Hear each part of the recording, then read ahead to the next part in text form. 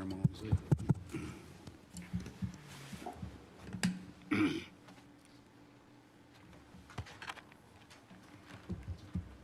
Thank you.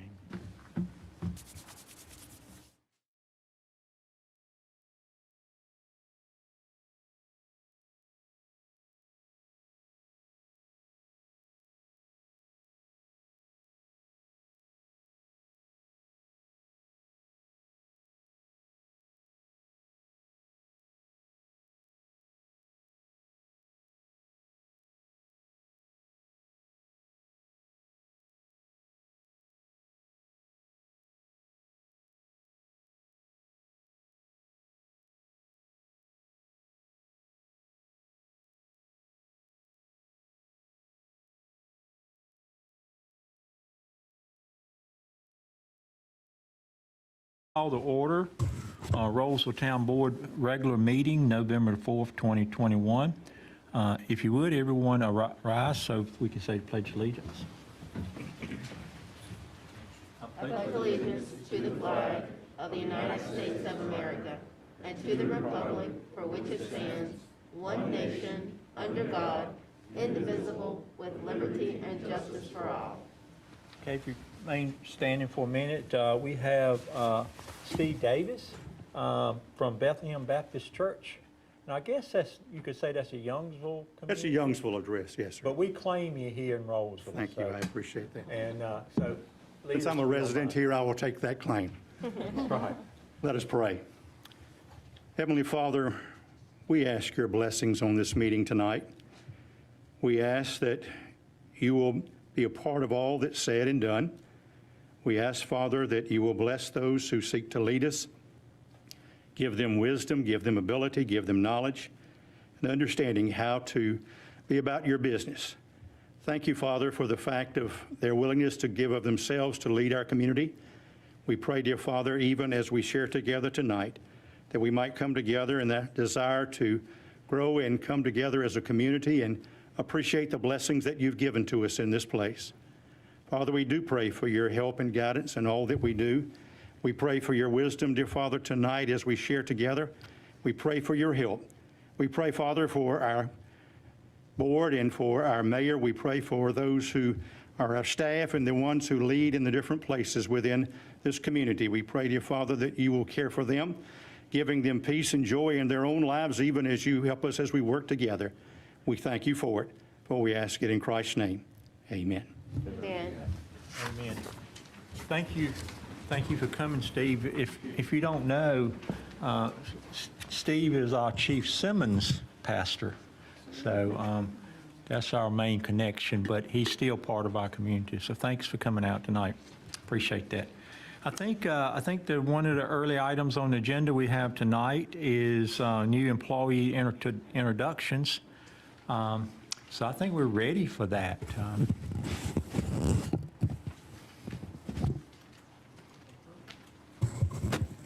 Mayor, Commissioners, Town Attorney, Town Manager. All right. I'm excited to introduce to you the Town of Roseville's two newest members of the Roseville Police Department. After an extensive and competitive hiring process, we have selected two candidates that we have felt would be a great fit for our agency and the Town of Roseville as public servants. They come to us with a plethora of skills, experience, and knowledge that is commensurate with our core values and mission. Officer Mindy Pietris has been a law enforcement officer for over 9 years and comes to us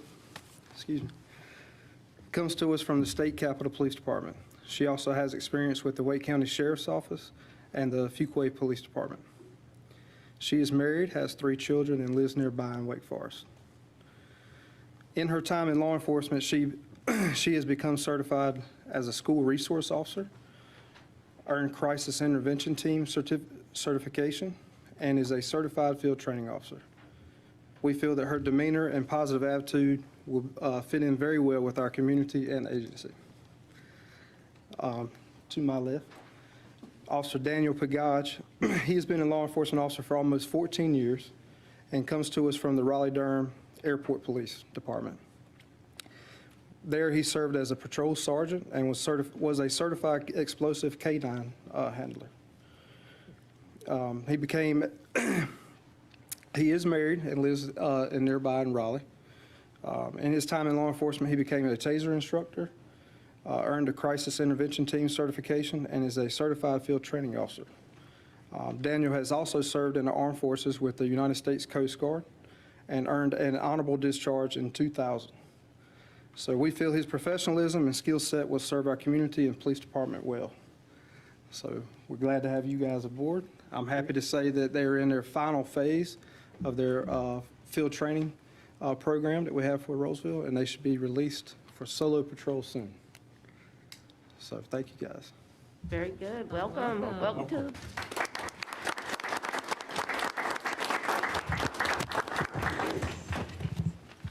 Thank you.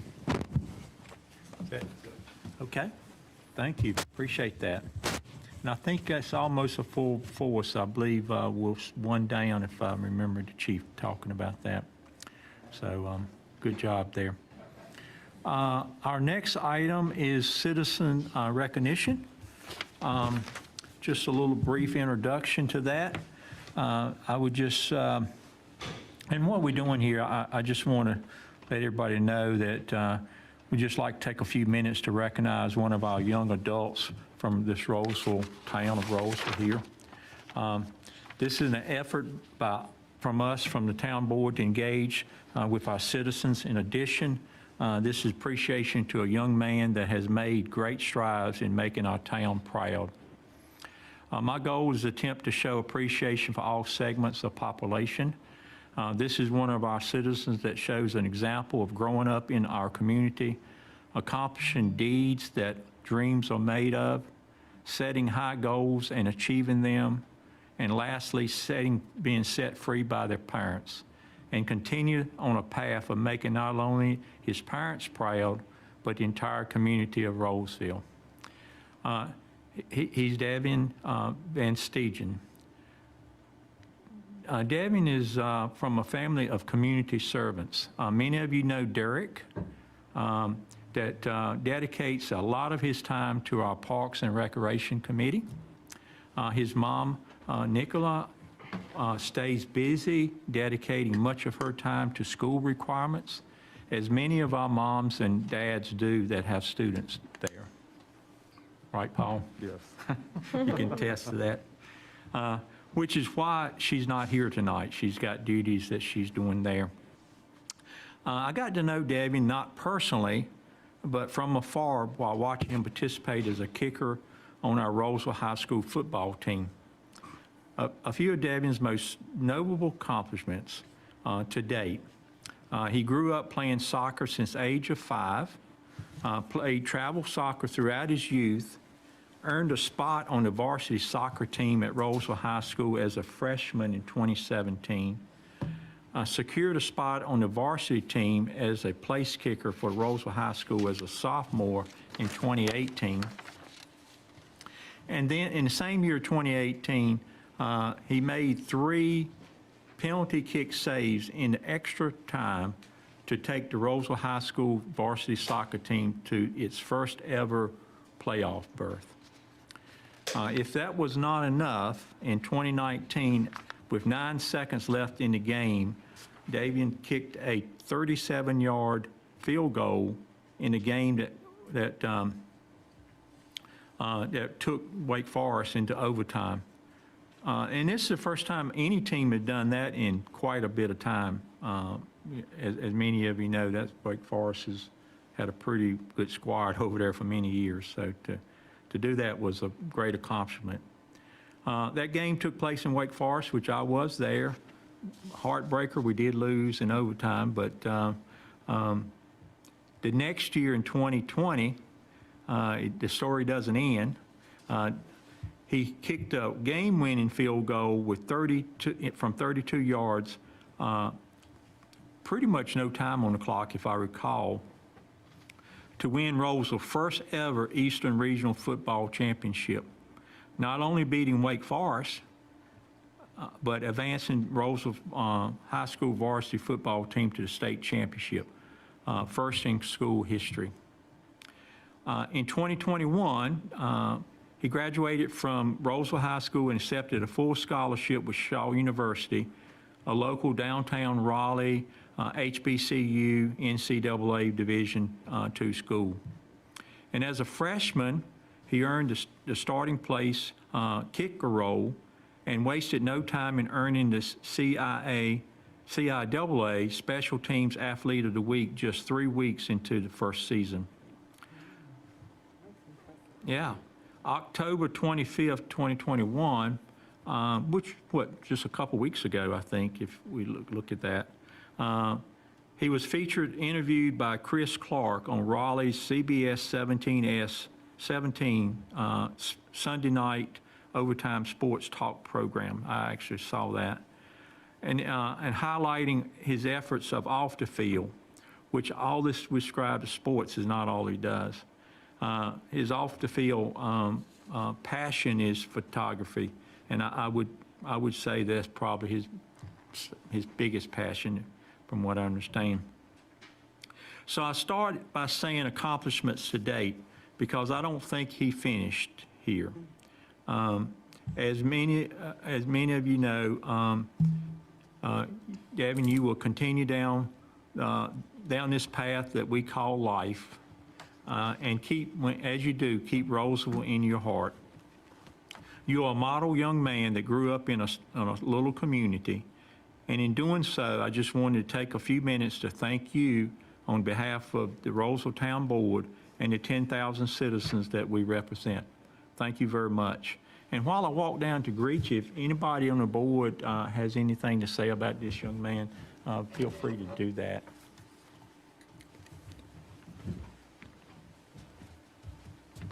Well, I don't know you personally, but that's a list of quite a few accomplishments for your young age, so good job.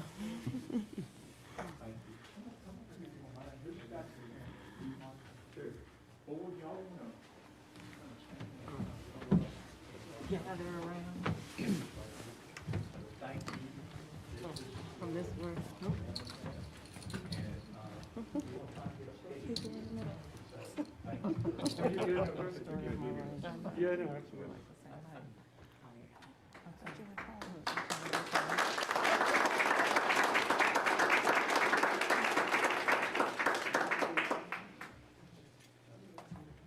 One more.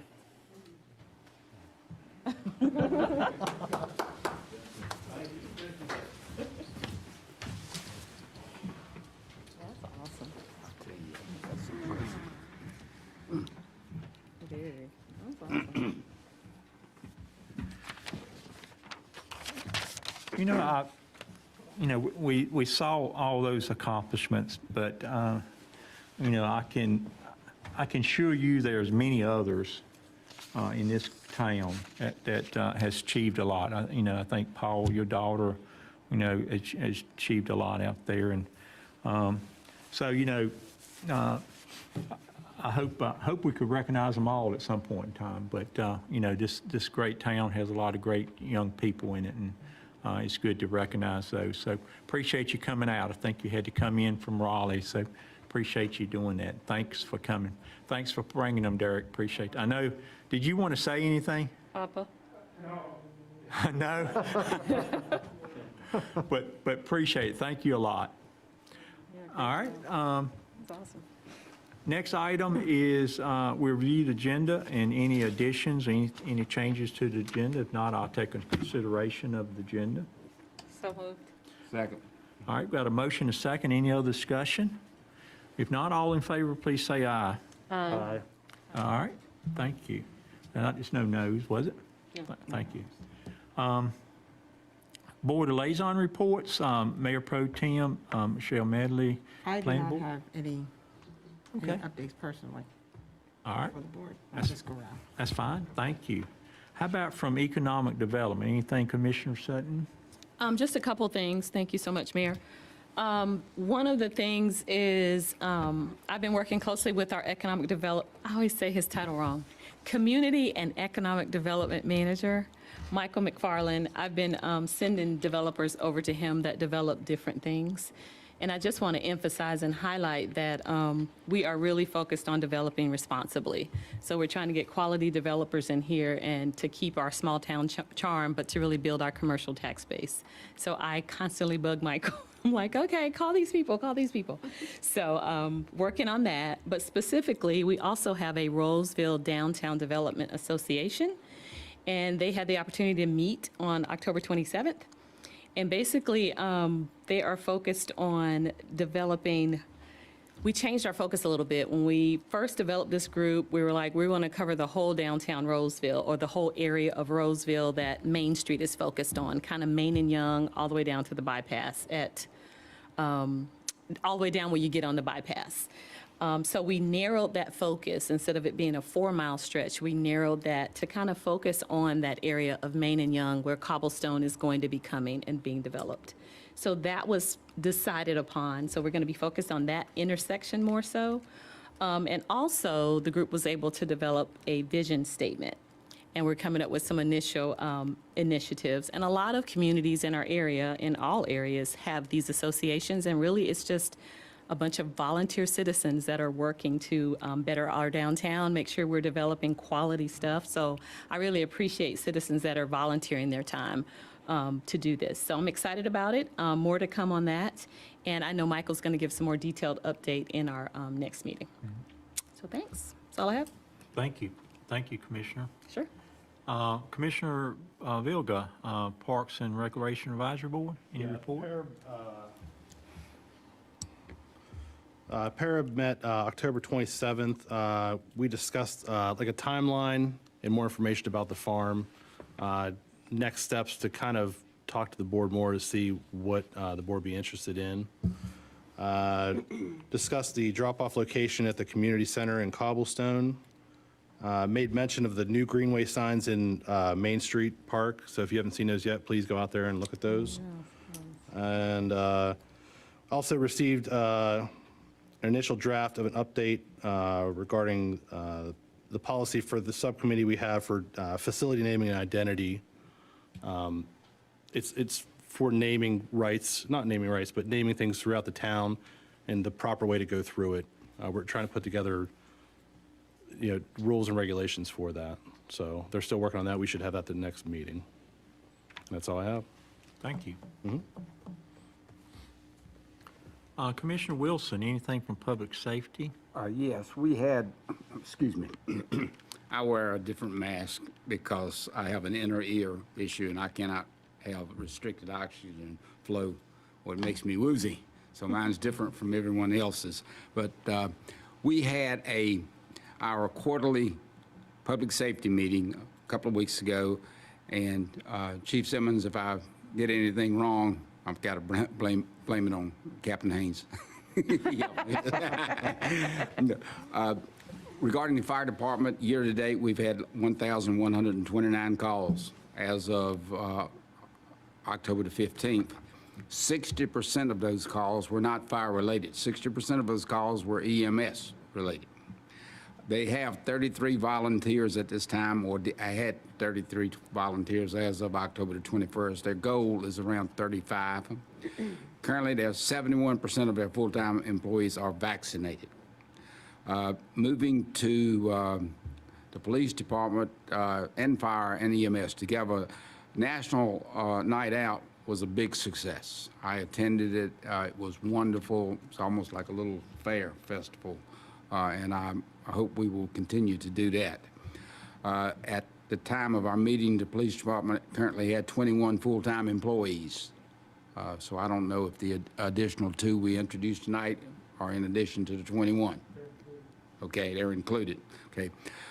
Coming soon is their annual Shop with a Cop event, as well as the Thanksgiving turkey giveaway that you guys do each year. And switching to the county, Wake County is averaging over 10,000 calls per month, with 45 ambulances when everything is up and running properly. This equates to 25 to 30 calls per hour. This could have a significant impact, and does have a significant impact on response times because of the AVLs that are on each ambulance. AVL is an automatic vehicle locator. And in the event that someone here in Roseville, let's say, had a heart attack, and one of our ambulances took this person to a hospital in Raleigh. On the way back, if it is close to another emergency, it gets pinged. So rather than coming back to service us, it has to answer that call, rightfully so. And we have had instances where our ambulances leave town and don't get back for 4 to 5 hours. In one case, I was told it was close to 8 hours. So this is something we have to keep an eye on. Our response times, 90% of our response times, because of our fire department getting there first, is under 7 minutes. So they are to be, and police department, they are to be applauded for that. And that's my report. Thank you, Commissioner Wilson. Commissioner Sneed, anything from North Carolina Legal Municipality? I do not. We have requested a newsletter and magazine, but I've not received that yet. And to be honest, in the past couple of weeks, I have not had a chance to check on that, but I will have that, a better update next What have you time. been doing? Just hanging out. Just hanging out. Understand, no problem. Thank you very much. Appreciate it, board. Thanks for all the hard work and this stuff that you guys do to make everything come together, so appreciate that. This part of our meeting time, we invite the public to be heard. There is a public hearing coming up later. If you come to speak at the public hearing, just hang on, that is coming. But if you wish to speak on a matter that is not on the agenda, this is your time. Individual wishing to speak, please just keep in mind and encourage you to keep it limited to 3 minutes if possible. And the first person I have signed up here is Dr. Charles Johnson. Come up, Dr. Johnson, and state your name, address for the record, please. Okay, my name is Charles Johnson. My wife and I live at, may I take this mask off? Sure. I've been shot every which way you can, so even with my booster. My wife and I live at 120 Wall Creek Drive. We've been active members of the Wall Creek community in the city of Roseville for over 18 years. I've attended several of the town board meetings over the year, and I've enjoyed the way they've been conducted. I'd like to thank the board for being allowed on the program tonight. Wall Creek subdivision is probably the oldest subdivision in Roseville. We've been there, like I said, 18. I think most of the houses have been there 20, 25 years, Jackie's. I've been there for 26 years. I was the Okay. 7th house in there. All right, I'm the 12th, so we're on the second end of that phase, I believe. The street I live on, Wall Creek Drive, is the main entrance to the subdivision. It runs around from the entrance down and parallels 401 to the end of that road, which will be extended later on, I understand. Some background information. I was with my wife at a medical center, and a little lady was sitting beside me, and while my wife was inside, I was talking to her, and she was the mother, she said, of 2 young girls that are going to be opening up an establishment here in here in Roseville, and I asked her about it, and she said it's going to be a wine and cheese bar or a wine and cheese shop. And I thought, well, good. I told her we need that in Roseville, and I wished them well, and I said, where's it going to be located? And she said, well, it's in a used flower shop that closed down. And I said, I know exactly where it is. It's right behind my house, not directly, but near it. And again, I wished her well in those endeavors. You might ask, why is it being brought up now? Well, 2018, they were getting it ready, and it was getting started. And then 2019, and then, of course, 2020, by the time they got it established and going well, and I think branched out, COVID shut down everyone. Last month, while I was walking on the street there at Wall Creek, I ran into someone that was on the town council, that is on the town council, and we talked about the concerns that we had about the noise coming from the bar and the music, mainly the music. And in speaking to the 30 homeowners there that directly were impacted by this, that's the ones on Wall Creek, the top part of Staples, and on down and across the road. I talked to them by email or phone or in person to see how they felt about what was going on. It got to the point that my wife and I, we just quit using our backyard or our screen porch. On the nights that the music starts, we just have to move inside, and we are not directly behind it as 6 or 8 of the houses are. And so all of us, without exception, felt something needed to be done. I just assumed that since I was the only one being bothered by it, nobody else bothered, so I didn't say anything until I found out that others were being impacted by this. So I talked to the town clerk and got the information about the meeting on October the 2nd, 2018, where the final site plan was approved for this, for the beer and wine location. In the fact-finding section of the petition, item 2, under Roseville United Development Ordinance, section 3.6.2, the following findings be satisfied before a site plan may be approved. These are the things that they go through, you know that, for approval. I want to address 4 of those real quickly. B, that the proposed development and/or use will not substantially injure the value of the adjoining property. Well, that's the homes that are around the beer and wine store. And all of us, without exception, feel like our property, not only in property value, but also in use, has been damaged by the noise and the music coming from the beer and wine location on various days during the week, usually on Thursday, Friday, or Friday, Saturday, and or Sunday, any combination of those days. And I have a twin brother that's a real estate agent and a son-in-law that's a real estate agent. I talked to a real estate agent that's on the board, and I don't believe any real estate agent in his right mind would try to show a house that was for sale during the time that store is operating the outside music. It's almost unbearable.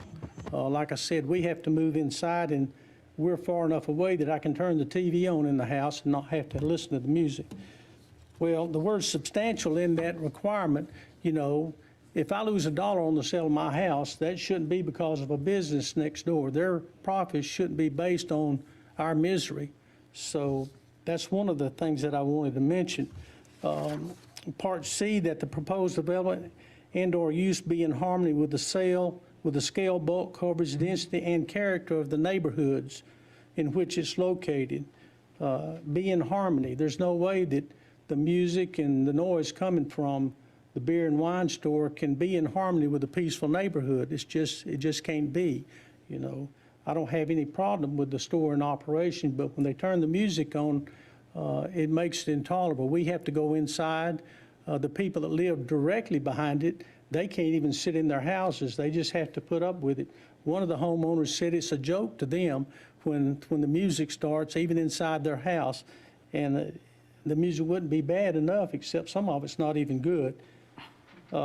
That the proposed development and/or use will not cause undue traffic congestion or create a traffic hazard. South Main, almost at any time of the day, is a traffic hazard already. And the parking there, sometimes they have to park up on the curves, they have to park in the yards around the building and on the sidewalk. So it is a parking situation. Maybe the chief of police can talk to that or address that issue. But in some evenings, it's difficult to get around in that area, even on a good day. In G, the proposed development and/or use will comply with all applicable requirements of this ordinance. There's a number of those that we see already that haven't been complied with, in our opinion. One of the ones is the area, the square foot of that building, once it was approved, how much has it changed since they've added the outside seating and the added outside areas for the music. My main concern, though, is in the public hearing section of the record on October the 2nd, in the evidence from applicants, it mentioned that both the owners addressed the town council. And there's no record that I can find of the questions that were asked by the council members or the answers given by the applicants for approval. Was this approved for music venue, an outside music venue, karaoke, recording, live music? Was it approved for that? Ms. Payton said that there may be a voice recording the question and answers, but I was unable to secure those at that time. So that's my main concern. Was it approved for outside music? I'd like to have a copy of that or access to any of the question and answers. Again, I spoke to a town council member that was on the board when it was approved, and they said they did not remember anything about having outside music being brought up at that time. I realize now that I missed personally probably 2 meetings that this involved the approval of this process. This October the 2nd meeting was the day before my birthday, and I'm a minister, so I was at church on my birthday, so I went out with my family on that night, so I missed that meeting. However, I was under the impression, you know, it's going to be a nice wine and cheese store. I didn't know what else it would involve. Now, what would we like to see happen as a community if I've got enough time? First of all, did the approval of this include outside music? That should be simple to understand and find an answer to that. If it was, then who governs the type of music? The volume, the time of days, when it's offered, how many days a week can they do that? And who maintains those guidelines and who enforces those guidelines? If the music's too loud, who's going to turn it down? And does the chief of police have to run over there every minute to do that? There's got to be some way of regulating if it was approved for music. If it wasn't approved for music as an outside venue, then the town council needs to do something about that and sit down with the neighborhood and let's work out some kind of working agreement. I do not want to see the bar closed down. I just want to see us reach some kind of agreement where the 30 homes that are involved there can enjoy our homes and still they can have a good business. Their business shouldn't be based on the success of their business shouldn't be based on us, the property owners, having to go inside our house whenever they crank up the band. So in the final analysis, the Green Bay Beer and Wine Store, if it's determined now that they're operating within the framework, the chief said they may well be doing that, operating within the framework of their business, then I believe the town council made a mistake in approving it in the first place, because no one of you would want that behind your house, I'll guarantee you. You come over on the nights they fire that music up, and anybody that invites you into their home, you're going to see what we have to put up with every time they do it. You wouldn't vote for that behind your house, but somebody's voted for it to be behind our house, and something needs to be done. We can meet with them. You can get a panel together. People from the neighborhood would be glad to sit down with them. Let's work out some kind of agreement where they can have a successful business, but we can enjoy the peace and quiet, the character of our neighborhood that was there before this was approved by the town council. We have to reach some kind of agreement. Thank you. Thank you, Dr. Johnson. Appreciate you coming out. Mayor, if I may add to Dr. Johnson's comments, I also live in Wall Creek. I live 2 blocks away from this, at least 2 blocks away from this. And I can echo what he's saying because I have grilled hamburgers and steaks on my deck and could sing along with them. It was so loud. I could even hear it in the house as my wife and I went inside and closed the doors to have dinner. I do remember us approving this. I remember nothing about outside entertainment. I thought we were approving a wine and cheese bar with pale ales and IPOs and drinks. And in my opinion, I thought we were approving something that was all indoors. So that's my opinion. And yeah, he and the people of Wall Creek have a valid concern that this board needs to address. Thank you. Thank you, Commissioner Wilson, and thank you, Dr. Johnson. If you don't mind, do a follow-up, maybe get the chief involved and report back to the board what your findings are. Findings in what sense, like a noise ordinance? Well, no, I think the question was it legally approved, and also if there is a noise ordinance, what can we do about it? So, I think those was the 2 main things. Will we be contacted about that or notified when that's going to be discussed again? Yeah. I'll be reporting to you, and then you do what you want to do with it Okay. publicly. Yeah, we'll let you know. Neighborhood know there. Thank you, Dr. Johnson. Next person signed to speak is Michael Paul. Welcome, Michael. Come up and state your name, address for the record, please, and what business you have tonight. Good evening, Mr. Mayor, Town Council. Hi, everybody. My name is Michael Paul. I live at 305 Woodliff Farm Road here in Rolesville. I also own a business at 511 South Main Street, which is 3 doors down from the Greenway. And I'm here to speak in support of the Greenway. I understand Dr. Johnson's concerns, and I think no matter where you put it, if you're going to have any kind of music, not everyone's going to be happy with it. But it's a business, it's a family-owned, family-run. It is a family destination. There are children there all the time. And like I said, I'm 3 doors down. I hear the music if I'm out on my back deck. If I'm inside my office, I don't hear it. I know they play it. I think they close it at 8 o'clock. It's probably 3 days a week. And, you know, it's trying to create a balance. I think they've already tried to create a balance by not having it every day. And I personally don't see it being that loud. I'm not directly behind it, but I'm pretty close to it as well. Probably as close, if not closer, than Dr. Johnson. And I like the place. I think it's a valuable establishment for this town. I think as we grow, we're going to have more such issues, so it does need to be addressed, but it has to be favorable for everybody. Not only the business itself, but the musicians. They're business people too. You know, they're all trying to make a living, pay taxes, help support our community. And I think we'd be a far worse place if we didn't have places like the Greenway for, you know, the patrons to go to.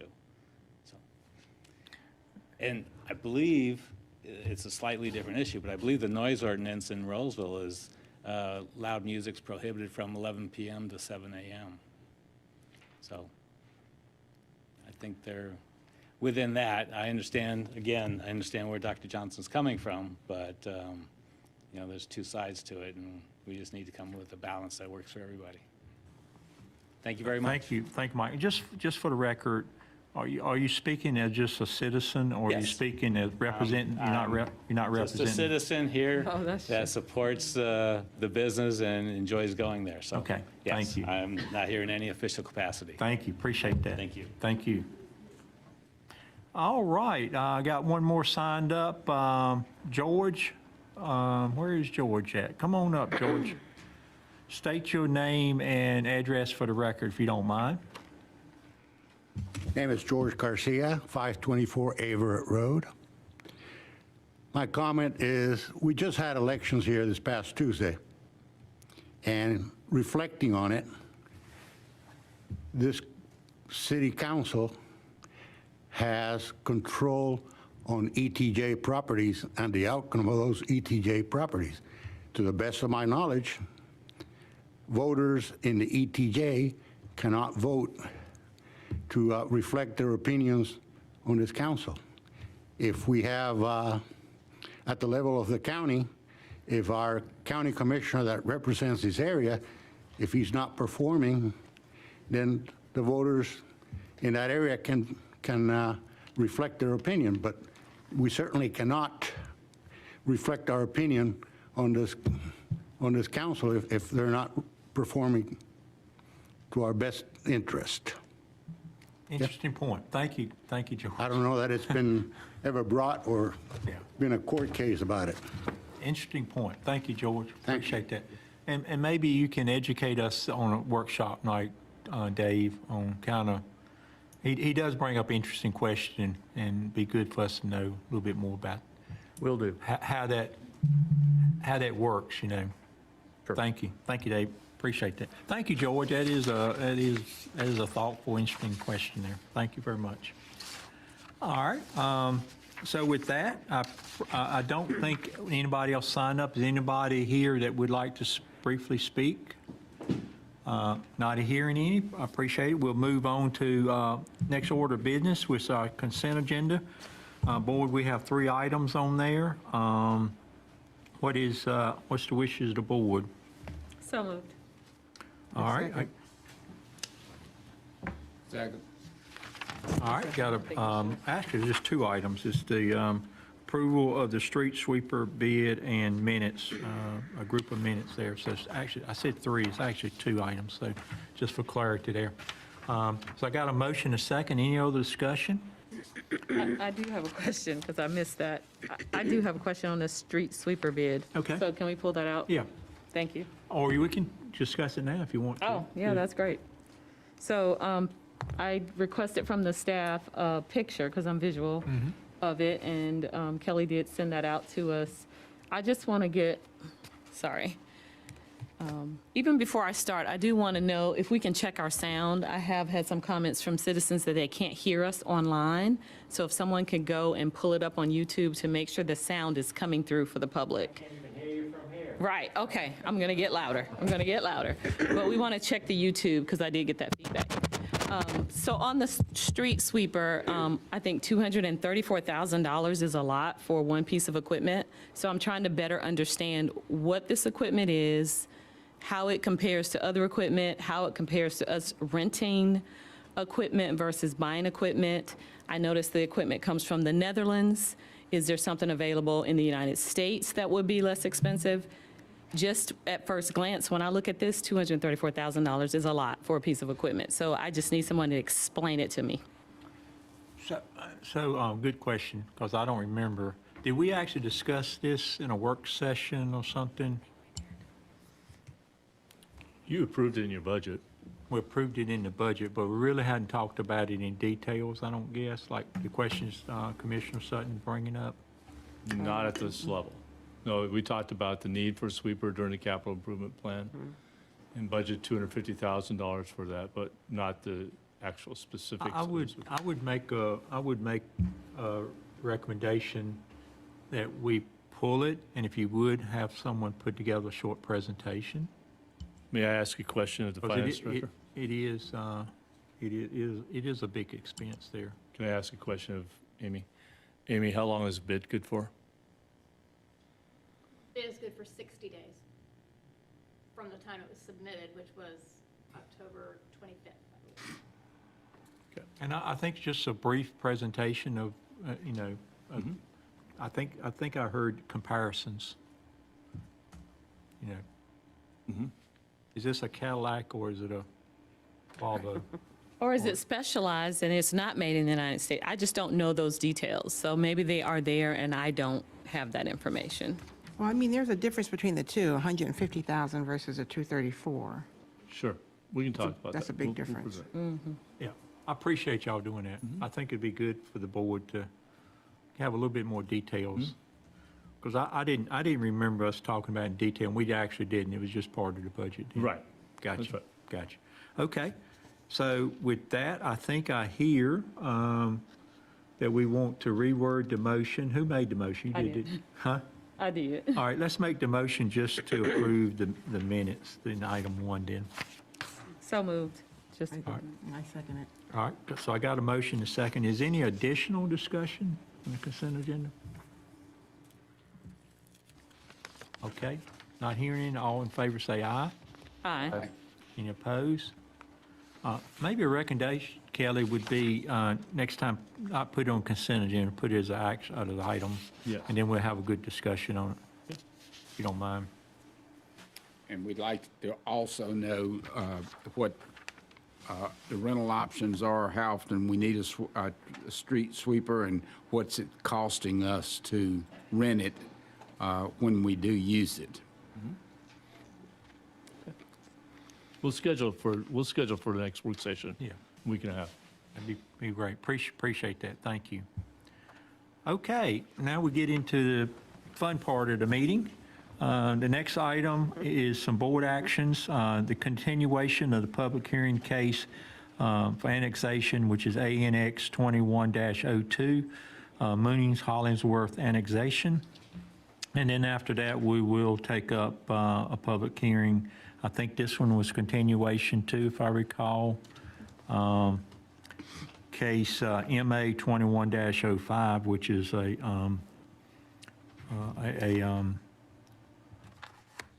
zoning request there.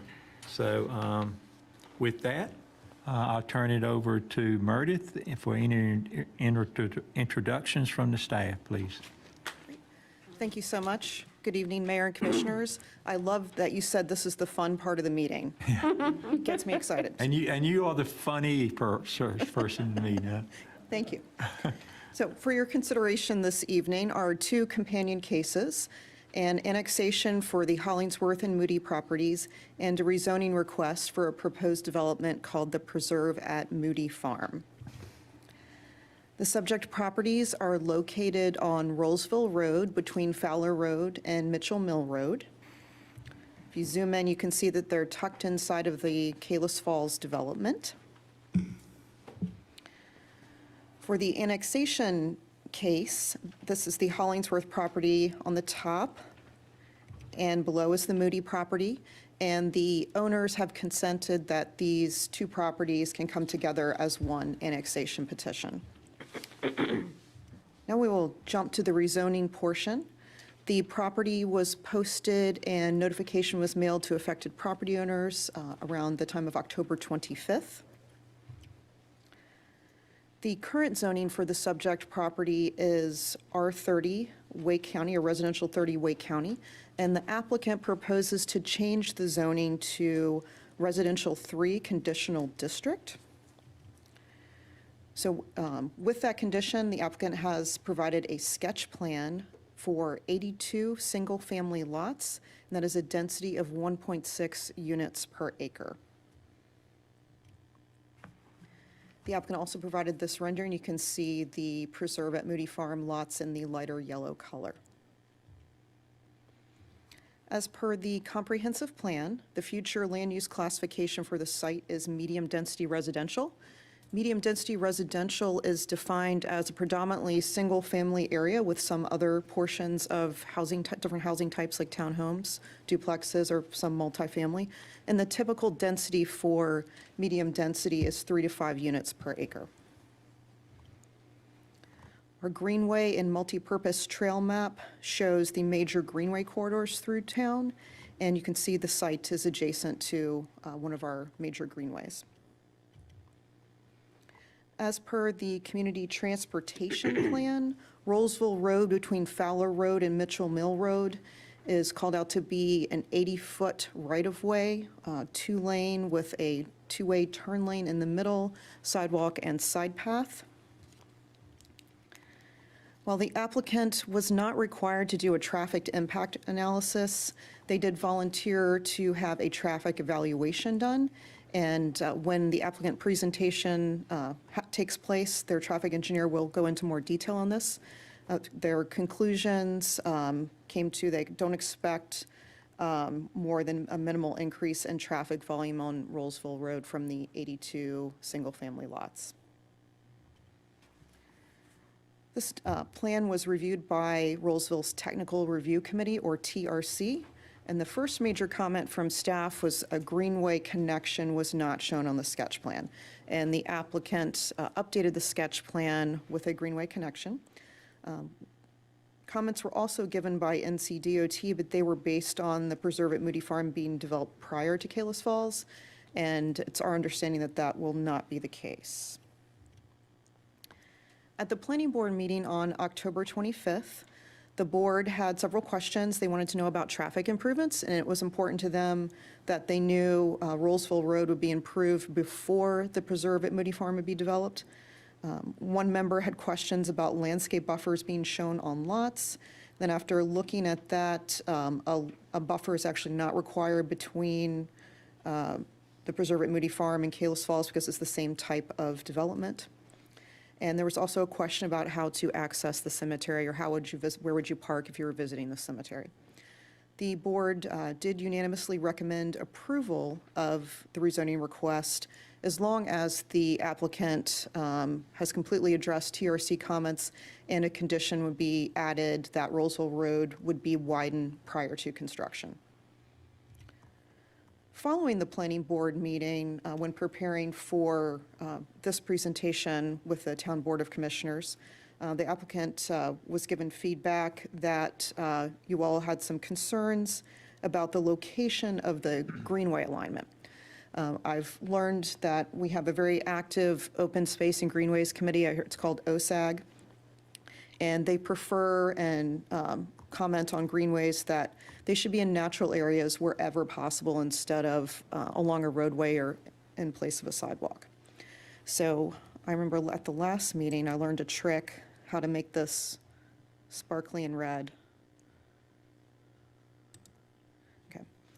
So this blackish grayish line here is the portion of the greenway that was added to the sketch plan after the TRC comments. And the alignment that was in that revised sketch plan showed the greenway where this reddish orange line is here. So following sharing the concerns from the town board, the applicant has identified this orange reddish line here as option 1, the green line here as option 2, and following the green line into the purple line as option 3. Again, the applicant will talk more about these options during their presentation. Just wanted you all to be aware of that. And at this time, I will invite the applicant up to share their presentation. Can I ask you a quick question before you leave, just to get my bearings? What is the road here in the corner here? What road is this? Is this non-existent right now? I believe so. I wanted to know that myself. It looks like it's just like a Kalis Falls Development Road. Kalis Falls? Part of Okay. Kalis Falls. Okay. Okay. Okay, it doesn't exist. Okay. Thank you. And the 3-lane road is going to encompass both subdivisions, Kalis Farms and this one. It's Rolesville going to Road? run contiguous, yes. Yes. Okay, okay.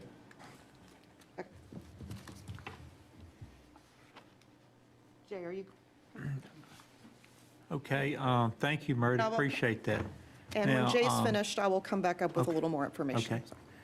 Now, David, I know we did not close the public hearing from this continuation. We are in a continuation mode. Any declaration we need to make on that? It would be great to reopen the public hearing now. Okay. Just to make sure that that's noted. I will do that then. So we'll reopen the public hearing, case ANX 21-02. And now I will invite applicant to come forth and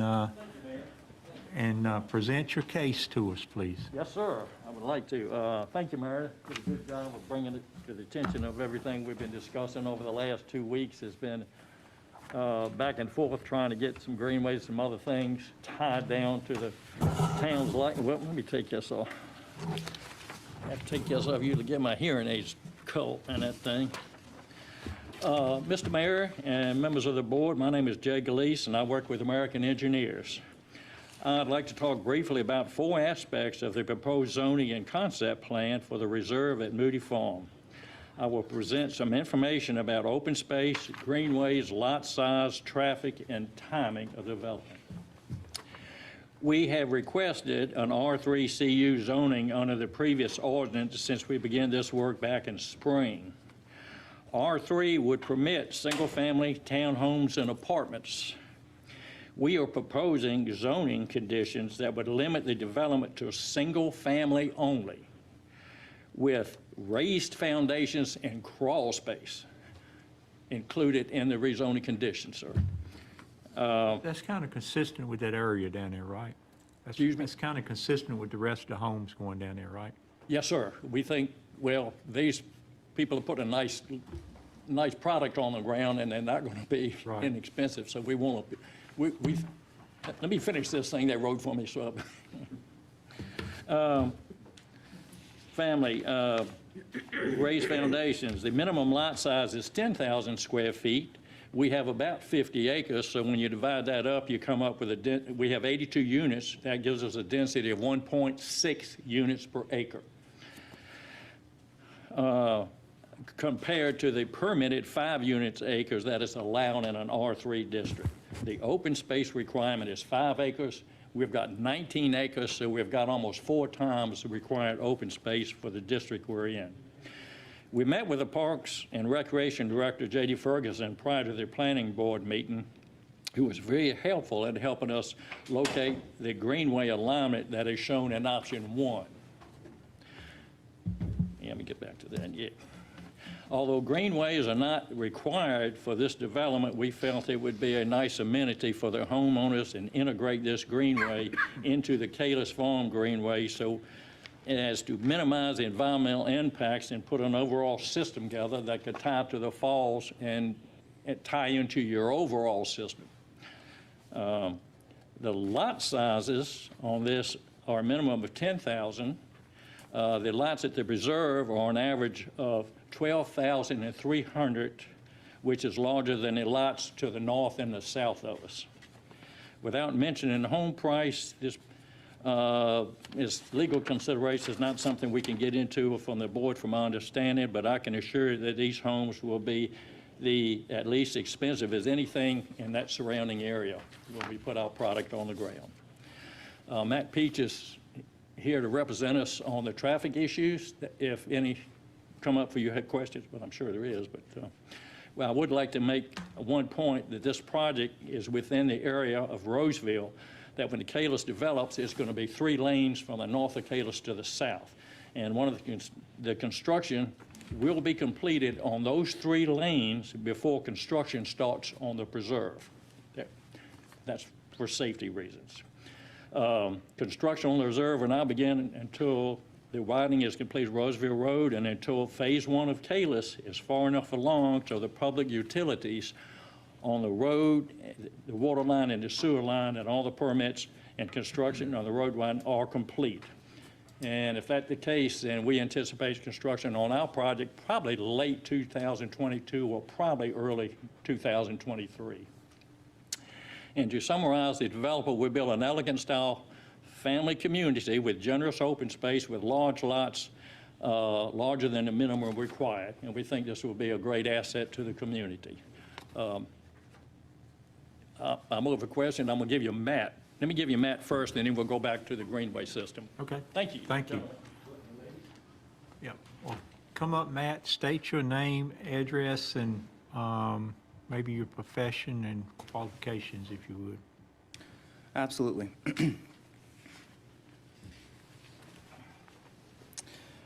Thank you, Mr. Mayor. My name is Matt Peach. I'm with Stantec Consulting Services at 801 Jones Franklin Road in Raleigh.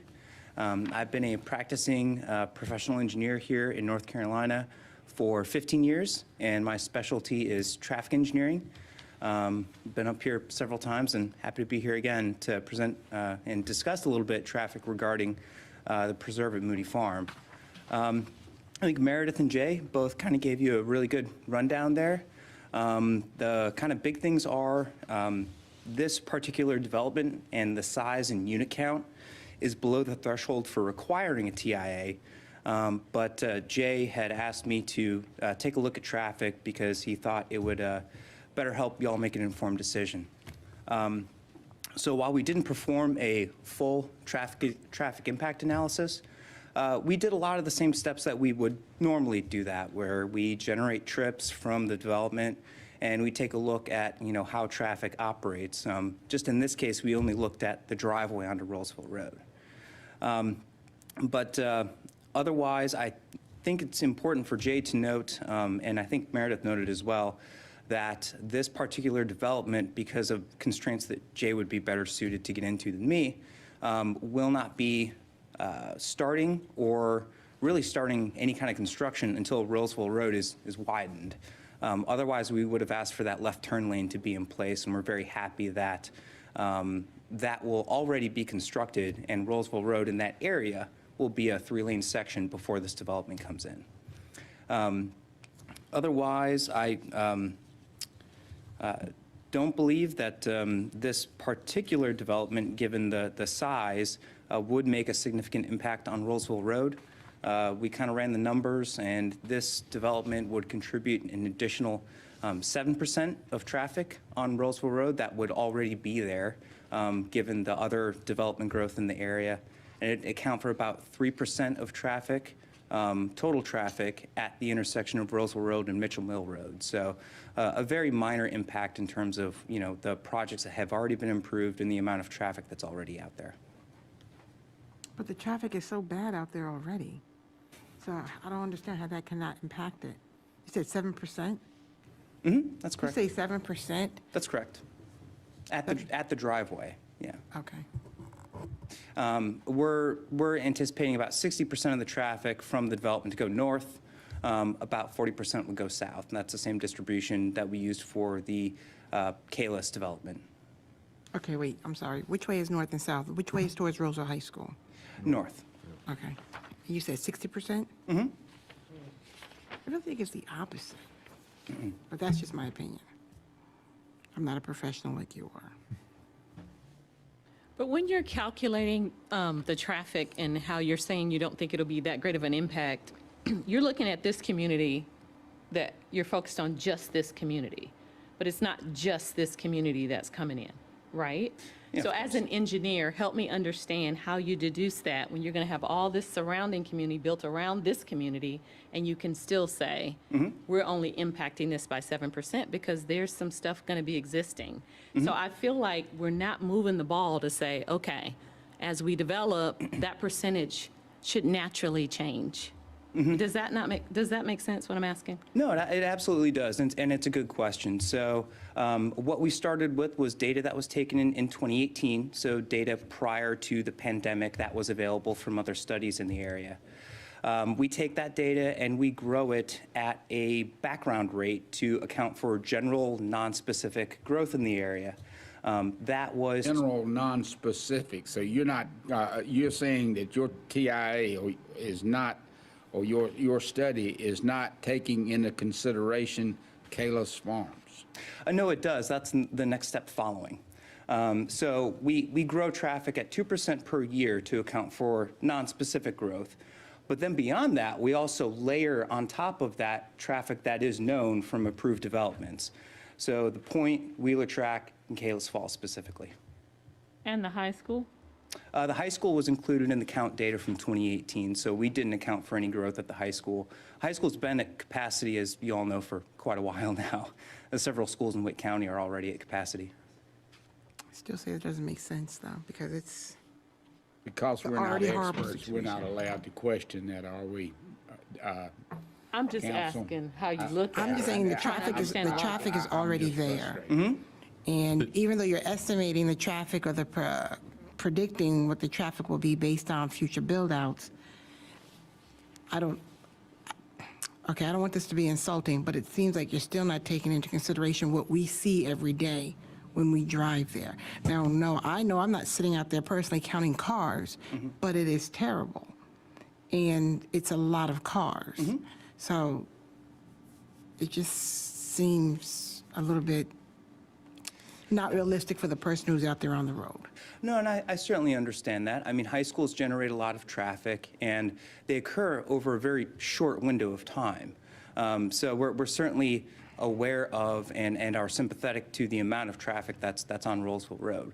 The widening will help, and the other improvements that the other developments as they're coming in, the Point will be making significant improvements around the high school. Kalis will be widening Rolesville Road.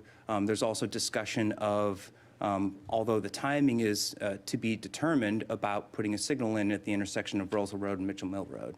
All of these things will not alleviate the amount of traffic. The amount of traffic will still be there, but they'll better allow the traffic to flow safely.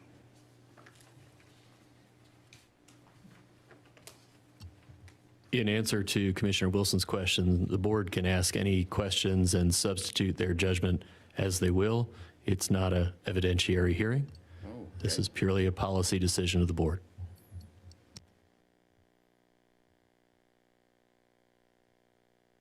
I have a quick question.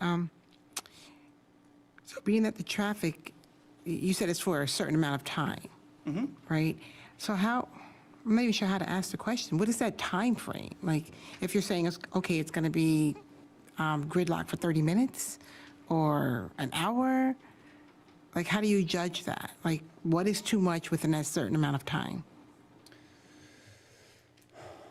What is too much within a certain amount of time? So we count traffic for a window, right? In the morning and in the afternoon. That window is typically from 7 in the morning until 9 in the morning, although we can adjust that kind of up and down if there are certain things. The high school, I believe, starting bell is approximately about 7:30 or thereabouts. High schools and schools in general generate traffic for about a very intense period of about 30 minutes, right? So in terms of the high school, there's a certain time at which students are allowed in the building, right? And a little bit before that would be when we start to see traffic building. I believe, most of the concern around schools and traffic is geared much more towards the morning because that also overlaps with the morning commute period. Usually when, a high school lets out in the afternoon, it's at, somewhere between 2:30 and 4 o'clock. That's not during the heavy commuting period, so it's a little bit less of a concern. But we count over a window to make sure that we get that peak period honed in on. Thank you. And just clarity, you just said commuting period. So you're only counting people that are working and moving a car about to leave for work and come back, because you said the high school doesn't kind of interfere with that commuting. But if you have a lot of people in Roseville, there's a pretty high income level here. So some people may work from home or not work. How has that, especially with COVID, a lot of people are now working from home, so they may be getting out at that time to go grocery shopping or whatever the case may be. Has your study taken that into consideration? No, because what we've seen is that the most intense periods during that kind of AM rush hour and the PM rush hour, those have been flattened a little bit due to exactly what you're talking about. There is a possibility that folks are running their errands at different times, but to be conservative, NCDOT actually asks us to, if we're not using count data that was pre-pandemic, then we need to somehow, if we're collecting traffic today, the concern is that there's less traffic on the roads today. So we need to find a point of reference today if we're using recent count data or during pandemic data.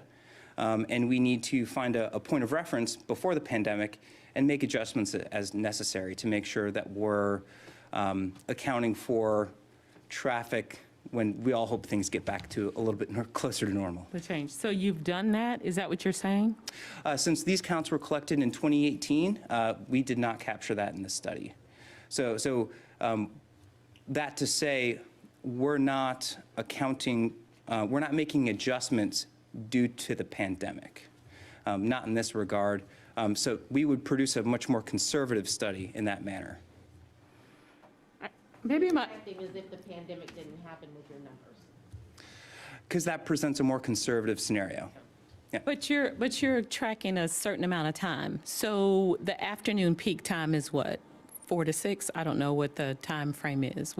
That's correct. Is Yep, it the 4 to ordinance- 6? Yep, the ordinance requires 4 to 6 p.m. Right. And does anyone know, because my children aren't in high school anymore, what time does high school let out? 2:30, 3? I don't. 2:30. So I'm saying, has there been something to look back to see what's happening now? Because people are at home working or doing their errands at different times. 2018, that was 3 years ago. So have you done that? Has DOT done that? Is there some updated data now, 3 years later, on how that may have shifted? I guess is my question. Yeah, I mean, NCDOT continues their count program, and traffic is coming back. It's, to my understanding, still not to where it was pre-pandemic, because I think a lot of folks are continuing to work from home or working from home a certain percentage of the time now. So I don't know if we're fully back to pre-pandemic levels, but I think the important thing to remember, because we're talking about a residential subdivision, is that a residential subdivision, we would see traffic being generated the most during the morning and the evening, commute times, rush hour times, et cetera. The amount of traffic would be less during that window of normal school operation, 2 to 4 p.m. or other hours throughout your typical weekday. So that's why we didn't study it. Not to say that that's not a concern along Roseville Road. It's just that for residential uses, we don't see them generating very much traffic at that time. I hate to belabor the point, but I don't think you answered my question. So my whole thing is I'm taking it off of the regular commute times that were pre-pandemic. What I'm saying is our patterns have changed. And have you looked at that in relation to this neighborhood, in relation to how those patterns have changed, regardless of DOT? Have you done that? No, because I still believe that using pre-pandemic data presents a more conservative analysis. It's not to say that it can't be done. We haven't done in this situation because we strive to be, cautious and conservative. I don't think you're maybe I'm not explaining it right, but that doesn't address what I'm asking. So wait, is more conservative lower numbers? No, higher numbers. We want to capture the most intense traffic along Roseville Road. And that would still typically be your morning rush hour. Let me back up. It's the combination of traffic, right? So it's that morning rush hour and the evening rush hour for a residential development. I hope that makes sense. No, it does. When you said more conservative, I was thinking you were thinking less, not more. Yep. That's why I was like, wait, that doesn't sound right. Have you done an actual traffic count? Absolutely. How recently? The data we used was from 2018 because the preference is to use pre-pandemic data. Okay. I think we would be more comfortable with a impact analysis with a traffic count in 2021 because everything has changed out there. Do you agree? But aren't I those don't. numbers going to be lower Yes. now in 2021 than if he took 2018 and just added, what, 2 or 3% or whatever percentage you're adding? Yes, Think it it's will. going to be lower? Definitely. But we don't know that. So if more people are working from home, right? If I say, okay, I used to take my lunch at 12:30 when I worked in the office. If I'm working from home and I'm going to shift my lunch, I'm going to go at 3 or I'm going to go at 2:30 and I run into the high school traffic. We don't know. So we're guessing. You're taking the conservative approach, I understand that, but we're guessing. We have no idea what it looks like now. If you do some type of generic count and it comes back less, great, we have current data. But what I'm saying is, to me, it's not current. I didn't hear about traffic congestion in 2018. You did I'm not? hearing about traffic congestion Now, by the high school. For the high school. I didn't hear about traffic. Oh my God, it was awful, Jackie. In 2018? Yes, it was that's 3 awful. years ago. That's when my daughter was graduated 2018, and she had to leave by a certain time in order to get out, because not only does the traffic back up on, I think it's Roseville Road, I'm not even sure, but because the way Wake County builds their schools, it snakes in and out. There's only one way in and one way out. So if you're waiting to get in, you're waiting on the road, and it backs up onto the bypass. And I don't think it's changed. I mean, I know COVID, it's changed, but It has gone. it's absolutely awful. I thought I was back in New York. That's how bad it is. But I just think to do it now, those numbers are not going to be the same as they were, I don't want to say just 2018, but also 2019 maybe? I forget when COVID even started. It seemed like forever. March of 2020. Okay. Towards the end of March was when, Wake County kind of sent all the kids home for virtual learning. Okay, so I think those numbers, a side-by-side view of those numbers since COVID and since then would be helpful to us, since we really want to see what you're seeing, because you can tell we're all struggling with that.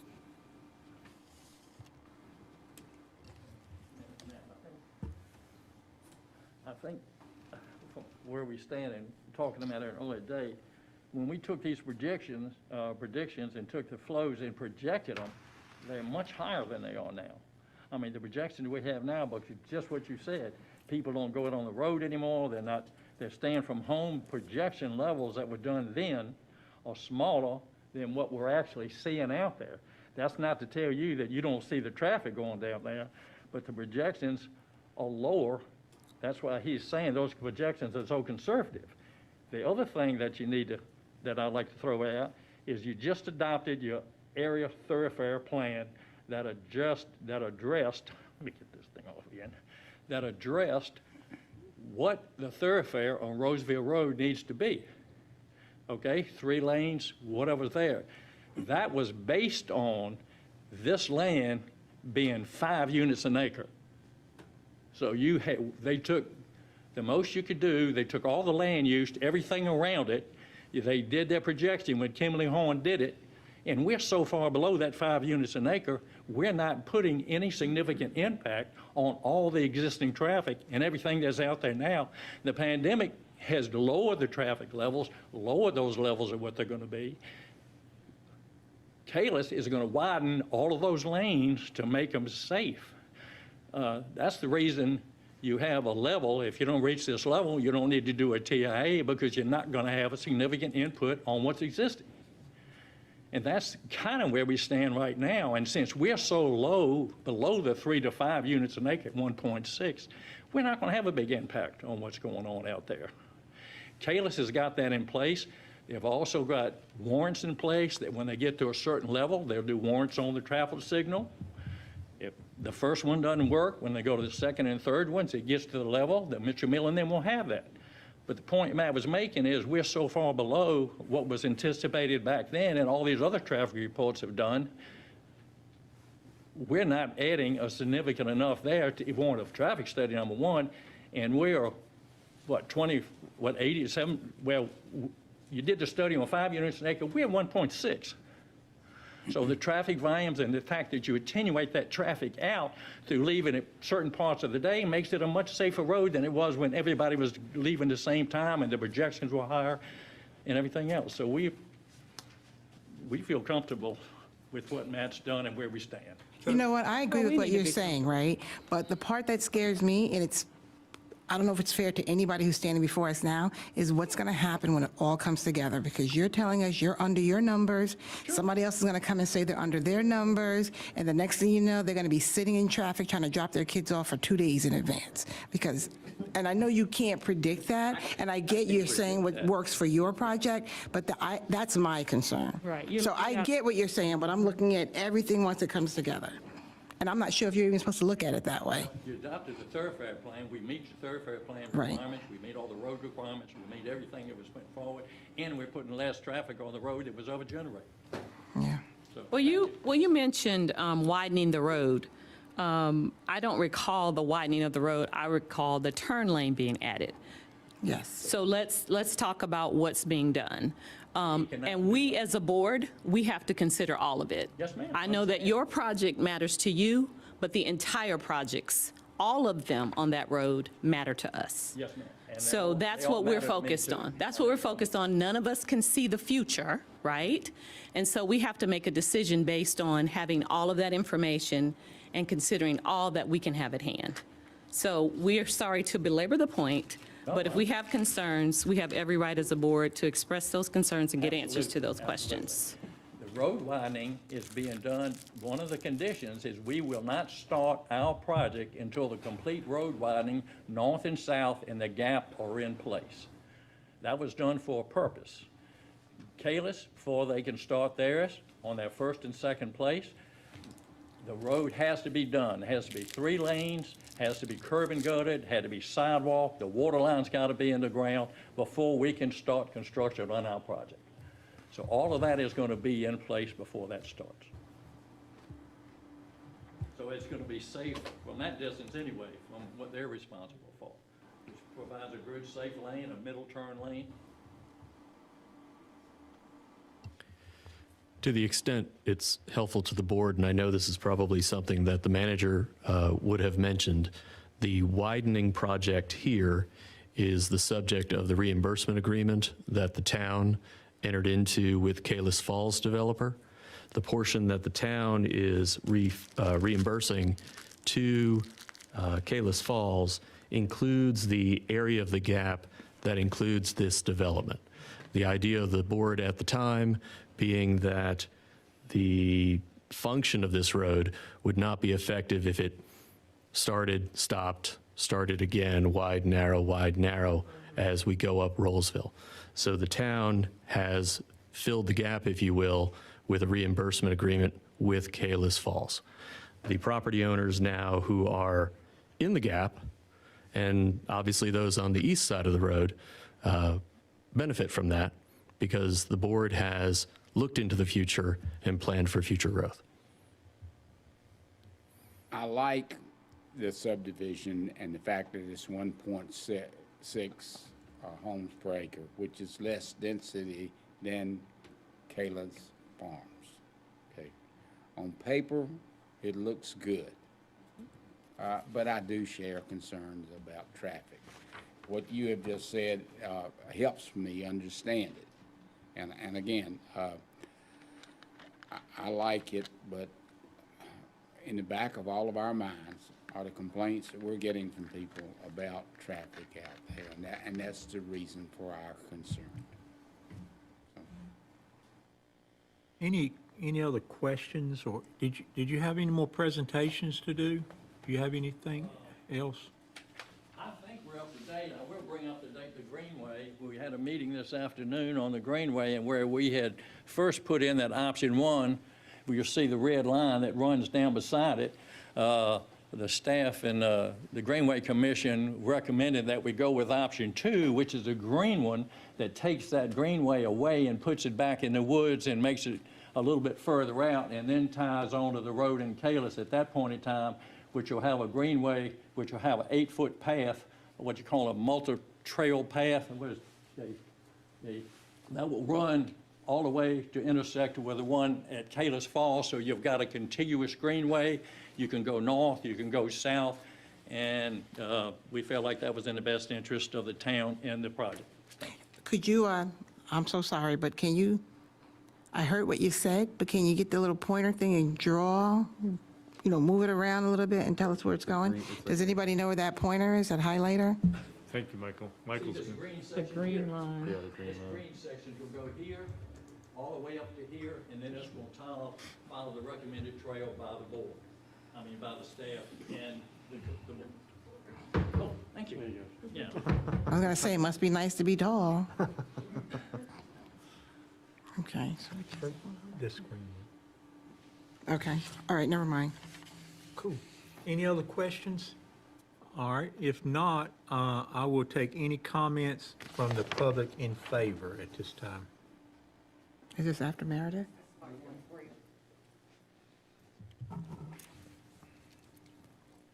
Any comments from the public in favor first? Good evening, Mayor, Town Board. My name is Alan Moody. My 2 brothers and I own the Moody part of this preserve at Moody Farm. It's been in our family over 200 years. My great-grandmother was a Rogers, and everybody knows that Rogers are everywhere. This land is, we didn't take it lightly when we decided to sell it. In fact, I was the last holdout, and if you look at that red square or rectangle in the middle, that's where I live, and that's where I'm going to be living regardless. I'm going to be living in the middle of this subdivision. When we struck out to find someone to do this job, and obviously pay us what we wanted, Caruso Homes, it came available, and we liked what they were doing. Really didn't want anything but single-family homes. Didn't want townhouses, apartments, of course. So they built a nice home, and their density is going to be very low. I like that part.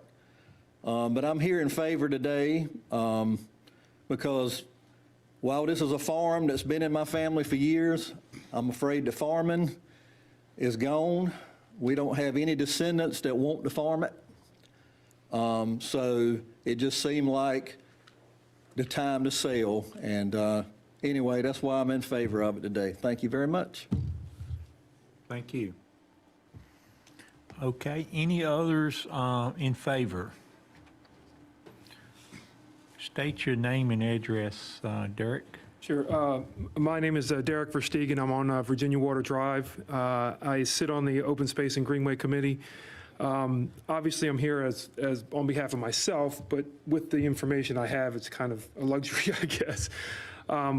I'm in favor because, first off, I want to thank Paul for helping a lot with the communication between the developer, and I want to thank the developer for doing the work that they've done to work with the requests that we've had. And I think by adding the greenway and having the low density is going to be a nice fit in there. And I know that there's a lot of questions about traffic. I just don't want to see this kind of development with large lots be penalized for some of the other things that are going on around it. I just don't think that's fair to kind of hold them to the fire for that. For as much as they're doing in this property and giving us a nice continuous greenway, I think is a very good thing. Thank you. But they're not being held like negatively because of their project. They have a great project. Yeah. We are concerned about the traffic, as are so many citizens who have reached out to us. Oh, I agree. I'm not, yeah, but for this kind of a property with what I understand about the traffic impact, I mean, everything you do along that road, what are we going to do on the east side of it when that starts getting developed? Exactly. Yeah. What are we going to do? Traffic's going to be an issue there as well. So it has to be addressed in the beginning, not in the middle or the end. But it's unfortunate because not every developer is standing here at the same time or starting their project, thank God, at the same time. Trust me, from the Greenway committees, I can tell you that's a big challenge for us as well. Trying to puzzle piece all these greenways together is a big challenge as well. I mean, I'm not a traffic expert, so I can't speak to anything of that. I go to the high school every day for my kids, and I understand what the traffic is. I really do. All I know is if these were townhomes or there was anything else that was permittable in this lot, it's going to be one of those situations where if we don't put this in, then in a year somebody's going to come with townhomes and now traffic's going to be worse. I mean, we've had that discussion in other properties too, but it's kind of one of the, even with the Point, with some of the other, the north side of the Point, we've had that same kind of a concern. And they changed those property sizes to be more amenable to the surrounding communities. And, you know, anytime we can get large lots like this, if we don't do something like this now, then they're going to be small lots with townhomes, and then you're going to double your traffic. It is a good project, so that's not the issue. But Thank you, Derek. Appreciate that. Any others in the audience there that is in favor? I'm taking all the in favor comments. All right, not hearing any more. Any in audience in opposition? Come up and state your name and address. Okay. I have a question about the... Come up and state your name and address, and we'll try to get you an answer to your question there. Okay. My name is Rico Glover. I live at 1632 Roseville Road. And I got a question about the widening the road to 3 lanes, adding the center turn lane. How does that improve traffic? Because it makes it harder to cross 2 lanes of traffic to go the direction you're trying to go. Where do you live there? Do you live in that gap somewhere, or? Right here. You live in the gap? Okay. So your question is, how does it turn? I'd like to see where he lives, please. Right here. In the gap. Right here. This is my driveway.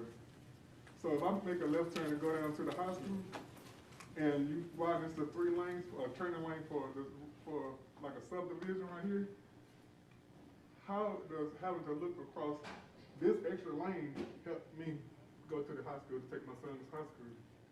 It doesn't. Or somebody coming out of from, when they build the other subdivision, make a left turn and go this way to cross that middle lane. Okay.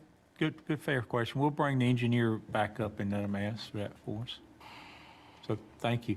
We'll make sure nobody else have comments before I bring you back up. Hold on. Before I bring you back up, let me make sure we go through all the other comments. Any other comments before we do that then? Any other comments from anybody?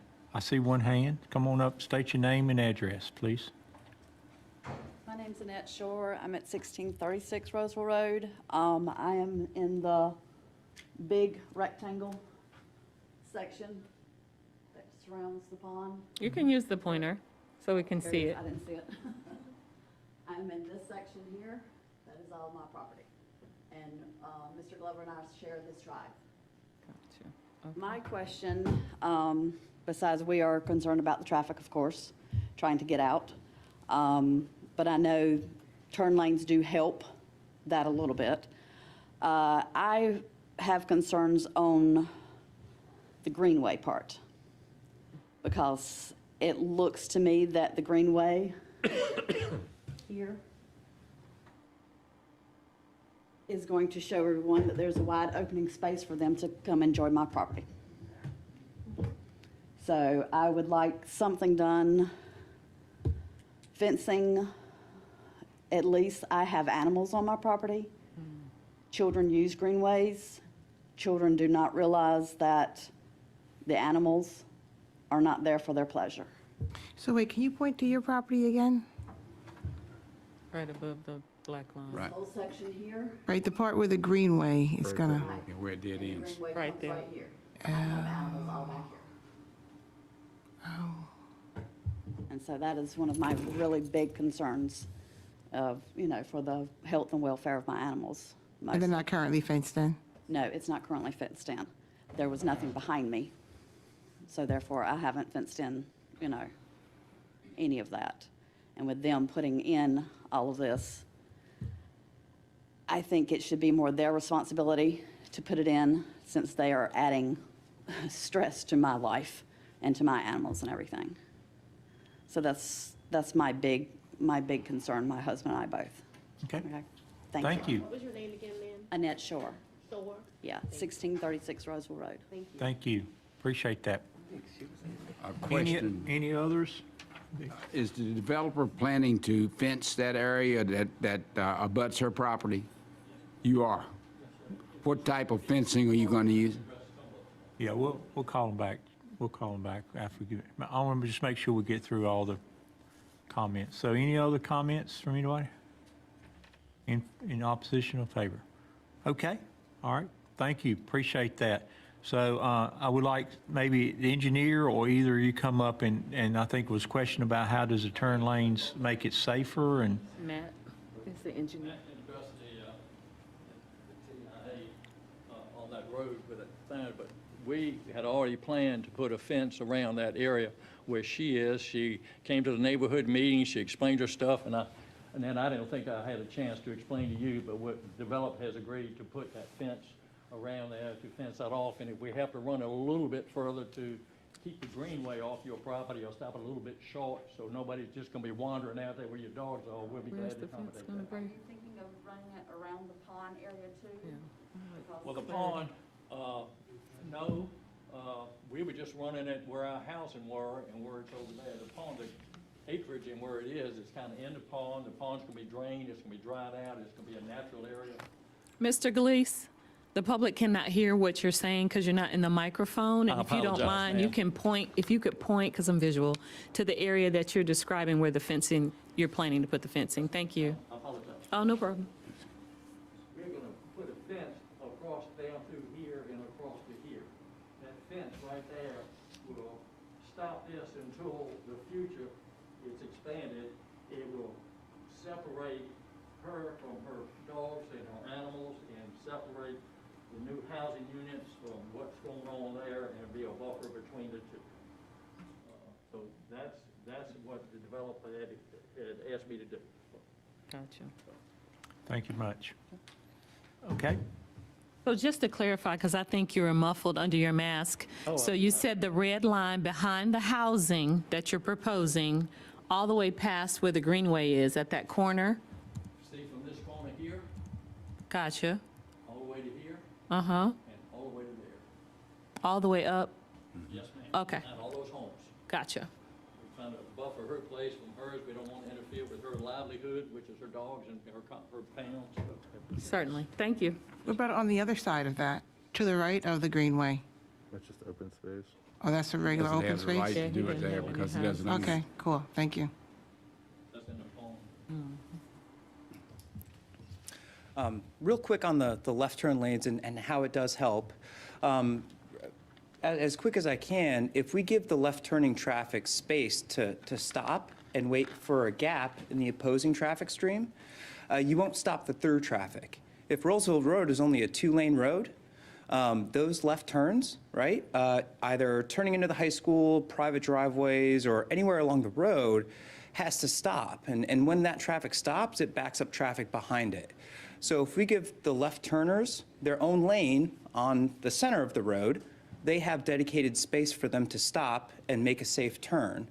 And they don't stop the traffic that's behind them going through. The flow. Correct. It doesn't stop the flow either way, right? That's correct, yep. But what happens when someone's trying to come into the lanes? I think this gentleman's concern was getting into the lane. If the flow is going, Right. he can't hop over those cars and jump in the middle to wait. He's got to wait where he is to try to get into the flow. Yeah. So I think that was his question. Yeah. So by allowing the traffic to flow more efficiently along Roseville Road, and it's not stopping for those left turns, it'll be easier for you to turn out because traffic will be flowing better along Roseville Road. And whatever traffic is going through that's holding kind of you up, they won't be occupying more time on the road because they have to stop and wait for a left turn. So the goal is to keep traffic moving. I understand it's more pavement for you to cross, but we're clearing out the traffic because they're no longer stopping for those left turns along the way. That kind of only improves the turn for people that's like going into the subdivision. That doesn't improve you leaving your house because you got to now, like, I drive a big truck, and my wife drives a small car. So when she leaves, if somebody turns in with a big truck, she can't see, like, to make a left turn because the truck is bigger than her car. So now it makes it more dangerous to cross the lane to go down towards the high school. Yeah, so it's certainly more area, but like I said, there will be more gaps along the road if we provide those left turners lanes. I understand it doesn't necessarily seem like it might help, but it certainly, by allowing those cars to move and getting them out of your way quicker is really what we're trying to do. Don't the high school got a left turning lane coming from the bypass? And it's still back all the way up to the bypass. Yep. That's certainly understandable. That is the high school traffic in a nutshell right there. Okay. Thank you. Meredith, you want to come back before I close the public hearing? Thank you. I'm still getting in the Rolesville groove as far as order of operations. So I was expecting the applicant presentation, then I was going to give my staff recommendation, and then the public hearing, but I guess it all will work out. So for the staff analysis and recommendation, the use that the applicant is proposing is reasonably consistent with the future land use plan. It's a lower density than what is shown, but it's the same housing type, and it does fit the character of the surrounding area. That's the easy part. Yeah, it's 1.6, I think it was kept saying. 1.6. How low is 1.6? That's in line with a low-density residential, not medium-density residential. Medium density is typically 3 to 5 units per acre. So it's lower. That's okay. How does that compare to county density? Let's see, residential 30 for Wake County would be a 30,000 square foot lot, so that's about 0.75 units per acre. So it's double. Got you. But just to clarify, they're all not that same size. These are varied sizes.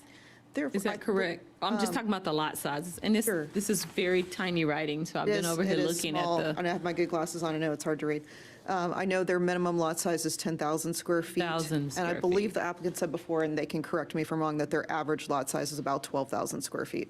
12,000 square feet, because I see some 30s in here, I thought, or 20s. 20s? I remember there were a couple of larger ones. Largers on the that were included. So to add into the staff analysis and recommendation, just based on the use, staff would recommend approval, although there are some other things to consider here. I think staff would be comfortable recommending approval if any of your traffic concerns are addressed. And option 2 of the Greenway was included with Greenway wayfinding signage, as well as a connecting side path along that road that would connect the Greenway to the Kalis Falls Greenway. Also, the fence that was mentioned, and something about Rolesville Road being completed before construction would begin. And if you have any questions, I'm certainly available, and we can certainly ask the applicant to come back as well. I have a question, and this just is general. This interior is fine, right? Our concerns are traffic. But did we have something that we were looking at developing closer to the bypass? I'm trying to remember. I thought there was going to be some road improvements closer to the bypass going towards the high school. Let's see if I can go back Remember to. that? Remember we were going to do Quarry some. Road, around Quarry Road? Yes. Yeah. Do There's you- supposed to be a traffic it's gonna signal be there. like an extra Traffic's still there lane and or it widened out of that road right there too. But that doesn't come in until the point hits a certain percentage. Okay, Yep. okay, gotcha. I was just, he answered my question. Great. Thanks, Paul. Yeah. Any other questions? Any other evidence or, any questions from the board for staff? So you're recommending a move forward with this? Move forward if, let me get back to this. If your traffic concerns are addressed, and if you're comfortable with the greenway alignment, and if that greenway alignment includes greenway wayfinding signage and a side path connecting the greenway to the Kalis Falls Greenway. We would put those in conditions. Would we need the fence as a condition, Dave? We need to, Yes. so we, have Yes, sir. somebody been keeping a list of conditions? I have been typing furiously. All right. I was about to say, we need to add that. Any other question for the staff? And if not, we'll let David kind of explain the conditions that he came up with.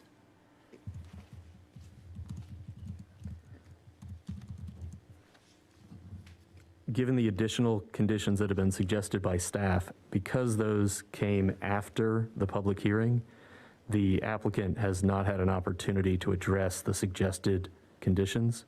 So we would need to have the applicant come up and agree to those conditions. As the board doesn't impose them, they are agreed to. Let's let you state them first, so then you'll make sure that they understand what we're talking about. Okay. Let me do that. The form of the motion, if that was the desire of the board, might approximate the following. Move approval of case MA 2105 with the following conditions. All dwellings to be constructed on raised foundations with crawl spaces, no on-slab construction. Development to incorporate a public greenway as shown on sketch plan incorporating option 2, together with wayfinding signage and construction of a 10-foot multi-use path connecting the greenway along the unnamed street, which I'm still trying to hunt down, to connect to the Kalis Falls Greenway system. Erection of a solid board fence, or a solid board fence shall be erected along the property boundary line fronting the eastern terminus of the greenway, bordering the shore property, and we'll get the pin on that. And I would ask that, just as a housekeeping item, the sketch plan be updated before we adopt the formal order showing that location that's been described. That'll help the language. And then the final is on-site construction shall not commence until the Kalis Falls Rolesville Road widening project is completed. I have a Did I question. miss anything? Yeah, no, you didn't, that I remember. But I have a question about Miss Shore's, the condition based on Miss Shore's property. So these things sometimes take time to build out. Things get forgotten. We've seen that. Is there something that the developer puts in writing to her, so if stuff is not done, she has something to rely on if none of this board is here or things have changed? Because I don't want that to just be in our documents and she has nothing to. Is that something that can be established? That is not something that the town would get involved in. That might be something that she pursues on her own. Gotcha. We would hope that with growth of our planning department, zoning enforcement is something that is, this falls well within the scope. Even if we're making it a condition in our decision? Correct. This is a condition in a conditional zoning case. So this is an agreement between the town and the developer. They both have agreed, and this is a requirement for any owner of that property. Gotcha. It uses that zoning. Yes. And I will add to this language at some point when we write it up that and this is, I suppose, obvious, at some point in the future, it is possible that Ms. Shore may sell her property and it is redeveloped. And I believe the plan is that the Greenway would, at that point, continue. And so we certainly wouldn't want the fence to still be there. That would be awkward. Does that make sense? It does, but So- it doesn't seem like it should. Well, I believe that, correct me if I'm wrong, the Greenway plan calls for the Greenway to, at some point in the future, to continue to the east. Did you say to the news? I couldn't hear you. To the east. To the east. To the news. To the Atlantic Ocean. To Raleigh, exactly. Okay, I think next step, thanks Meredith, is, did you hear anything that you would not agree to? Everything that they have stated, we have agreed to. It all happened over the last couple of days, so I assume that if it's in the minutes of this meeting, if they want to send us something that we officially sign and get back to them, that will be quite all right with us. We'll be glad to do whatever the town requires of us. Question in the back. Okay, yeah, just a second. So is that okay, David? Are we good at? I would suggest that this be an action taking tonight with two motions, one for the annexation, followed then, assuming there appears following discussion to be a sentiment for approval, then a vote on the map amendment, which is the rezoning, with the understanding that a consent agenda item would come back in the future for this language, which gives staff an opportunity to meet with the developer, gives the developer an opportunity to update the sketch plan. That'll work.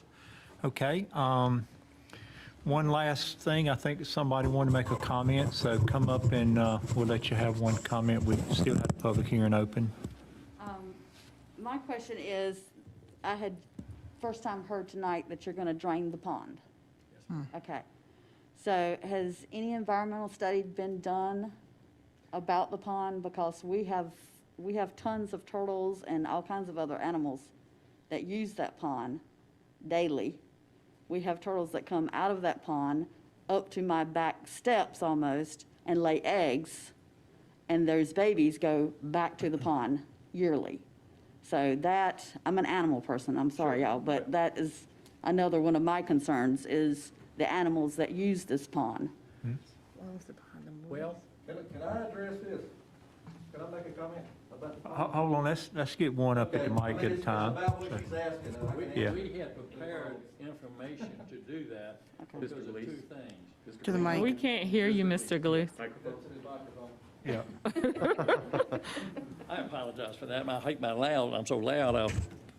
Anyway, we had done some analysis on what it would take to relieve the pond and let the pond go down and drain it at its natural, there's a process and you have to get approvals from the county, you get approvals from everybody to do this. The reason being is it's a pond, it's a farm pond, and it was not built to state dam safety factors. Okay, so what happens is when you turn it over to the homeowners association, if it doesn't meet the state standards, then it's a liability for everybody concerned. So the easiest way to handle that, since we don't know what it was and we don't know what it is to drain the pond over time and let the pond come down to where it gets down to where it does not become a safety issue for anybody below it. Isn't there a natural spring that goes into the pond though? I'm Because not it is sure on Wake how it's County's being map. fed. Yeah. Okay, Alan knows, okay. Yeah, I'm not sure I thought how it it's being fed. I know the one across the street is being fed by water, and it's got a huge 36-inch pipe. There's an enormous amount of water that comes out of the one to the south. Right, yeah. And that was being drained also. Okay. Okay, thank you much. Appreciate the comment. Now, I'll allow Mr. Mooney to come back up if you had any comments. I too am an animal person, and she knows that. I know Annette there, because I've lived on this place all my life. That pond stayed dried up for many years, and in the last few years, it's now got water in again. I don't know if the spring was stopped up or whatever, but to answer your question about the turtles and so forth, they actually migrate to our ponds that are on our property back and forth. the snapping turtles and all. And I feel like since that pond was dry for years, once it's dried up again, they're going to migrate back to our ponds or the ponds that are north of there. So anyway, does that? Yeah, but then all the houses are gonna be there and stuff, so. Well, once they migrate from there and there's no more water, they're not going to want to go back, Yeah. is my point. But anyway, I thought I'd throw that in. I grew up there hunting frogs and everything, so I'm very familiar with that pond. Thank you, Ms. Moody. Okay, so I think where we're at now, Dave has made some conditions. So board was two-step process. First of all, we have to vote on the annexation, whether you want the annexation or not. And then the second vote is on the rezoning to this R3 with conditions that David stated. So before we get into anything, I want to make sure, is this board have all your questions answered so we can close the public hearing? Anything else? All right. So I'm going to close the public hearings, and I'll close them both. I'll close both public hearings, and I will leave it to the board for consideration. I'm sure we don't want to do the annexation if we're not going to do the zoning. I would think that would be the preferred thing from all parties involved. So we'll talk about first the annexation, and then make a decision on that, and then we'll talk about the rezoning. So, Mr. Mayor, I move that we approve ANX 2102 Hollingsworth Moody property annexation request with the conditions cited earlier by our attorney. Just the annexation. no Just conditions. okay, just the annexation. I will a motion to approve that. Second. Okay. We got a motion and a second. Is there any other discussion for the annexation question? Not hearing any. All in favor say aye. Aye. Any opposed? Not hearing any. I think the motion carries unanimously, I believe. Now, the next question has to do with the zoning.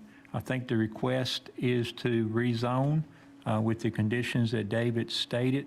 Do the board need David to restate the conditions again? Yes, Okay. please. I was going to suggest that I thought the board member needed to recall the conditions and recite them verbatim. The form of the motion might be, I move approval of case MA 2105 with the following conditions.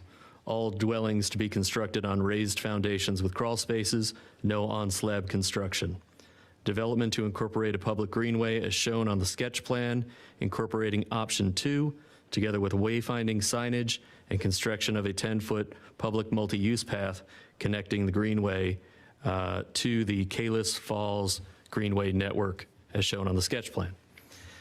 3, a solid board fence shall be erected along the property line boundary, fronting the eastern terminus of the greenway bordering the shore property. And 4, on-site construction shall not commence until the Kalis Falls Rolesville Road widening project is complete. Okay, I will make a motion to approve this rezoning from R30WC to R3CZ with the conditions cited by our attorney. I'll second. Okay. So we have a motion and a second. Is there any other discussion on this matter? I just want to note that the board has considerable traffic concerns around approving this, not the interior of this community, but around that area. And this board will continuously monitor and watch that traffic, and as we need to make changes, we will do that. So we just want our community to know that we are definitely aware and very much paying close attention to the traffic. Thank you, Commissioner. You're welcome. Any other discussion? Not hearing any. All in favor say aye. Aye. Any opposed? Not hearing any. I think motion occurs unanimously. So thank you, board. Thank you, applicants. Thank you, the public that came tonight. Appreciate it. And this was the fun one. So thank you, Meredith, for all your work there. So appreciate it. Thank you. Very good job. Very prepared. Thank you very much for that. The next item is financial statements, which is another fun item. Now, do the board wish to take a 10-minute recess before? Sure. Anybody? All right, I hear we do. So let's take a 10-minute recess to 9:05. 9:05.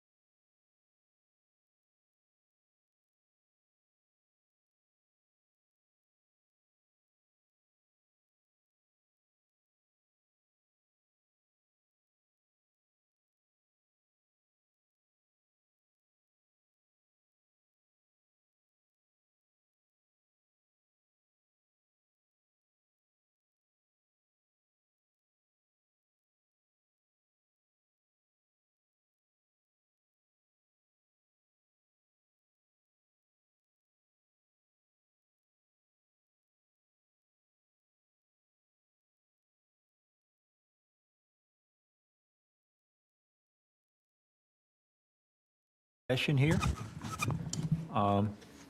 Looks like everybody back into place. I call the meeting back to order. The next item is financial statements as presented by Auditor. Who's heading that up? Is you, Amy? Kick it off for us. Good evening. I'll do a brief introduction. So in accordance with North Carolina general statutes, every year the town creates financial statements and then works with a CPA firm to make sure those are correct and audited. And then we submit that those financial statements to the local government commission for their review. I think we got one request from a commissioner wants to cover every page to make sure that. I think we're prepared for that. If so desired. So the town has been working with the firm Cherry Becker for the last 2 fiscal years. So this is our second audit with the firm. And I want to introduce April Adams. Well, actually, I guess you met her last year from the previous financial statements.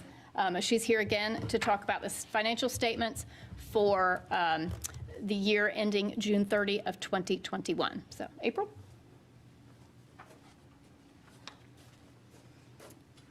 Yes, we met virtually. It was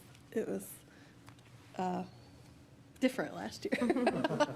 We did a full virtual audit last year completely. Now I'm the only unvirtual piece left. All right, so what I want to cover with you tonight is just remind you of what the role of the external auditor is, and throughout the presentation, what it's also not. I'll talk briefly a little bit about internal controls, then I'll cover what the significant audit areas were as a part of the audit. Then I have the audit results, and then I've got a couple of financial highlights from the financial statements themselves, and then I'll do a quick summary of what you should take away, and then I'll be glad to take any questions. Or we can go page by page, it's up to you. It's only 63 pages. You can do pages. this in less than 5 minutes. Yeah, less than 5 minutes.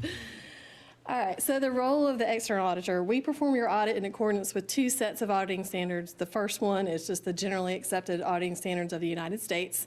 So any audit that gets performed by a CPA in the United States usually does those standards.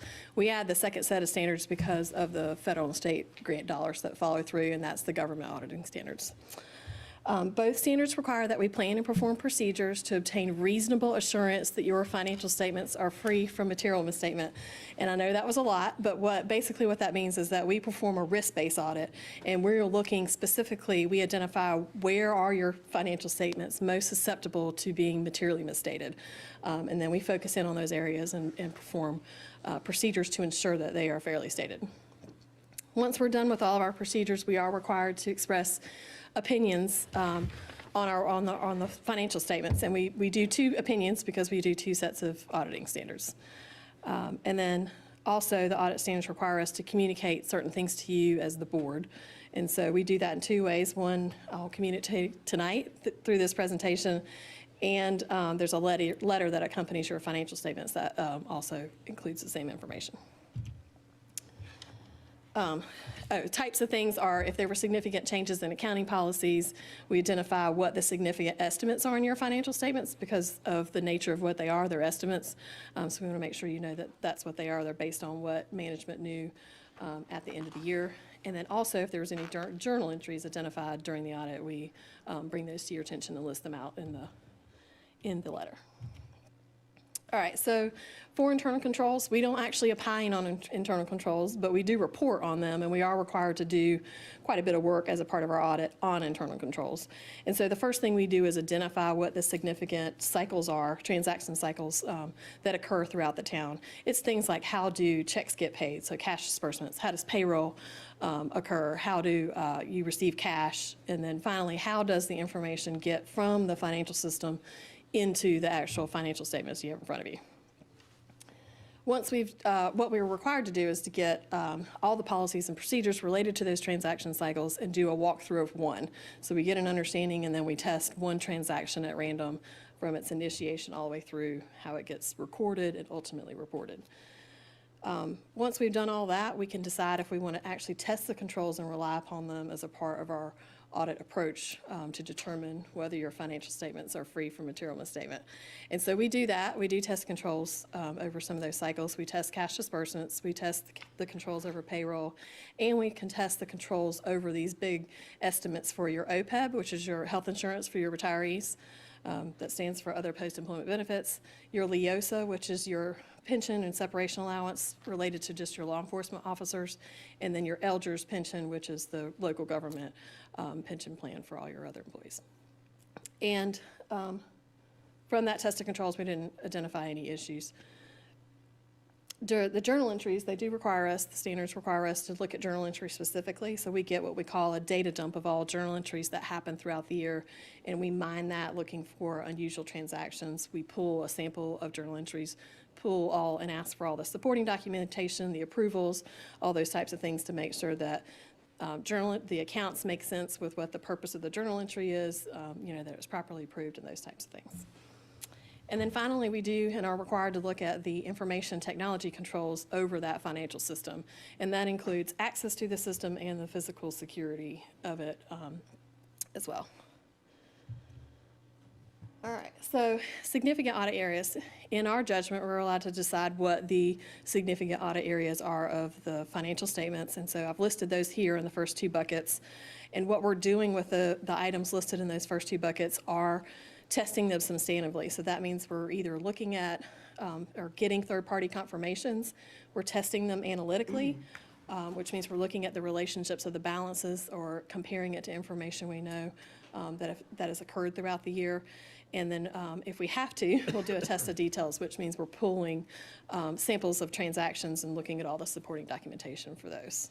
And I didn't want you to think that we didn't do anything for long-term debt or capital assets or anything listed on that last bucket. We're just not doing substantive work. We're doing a little bit less because it's less at risk for us, in our opinion. All right, so the audit results, what everybody really wants to hear about, not how we got there, is that we have issued, both of the opinions are unmodified opinions. Those are the opinions that you want. That is also known as a clean opinion. I know it doesn't sound like it, but that's a clean opinion. And that is the highest level of assurance we can give you as a firm that your financial statements are free from those material misstatements that we've been looking for. So for internal controls, as I mentioned, we don't opine, but I'm happy to report that through all those procedures we are required to do, we didn't identify any significant deficiencies or material weaknesses. So again, that's the results that you want. And then for the required communications, there were no changes in significant accounting policies that we need to make you aware of. The estimates that exist within your financial statements are your allowance for doubtful accounts, the lives on your capital assets, how long you think you'll use them, and then the depreciation taken using that estimate. The pension liabilities, as well as the OPEB, which is the health insurance retiree liability, and that's prepared by an actuary. And then the accrued compensation, those are your big estimates that are in your financial statements. And then finally, we're required to let you know whether we found any adjusting journal entries during the audit.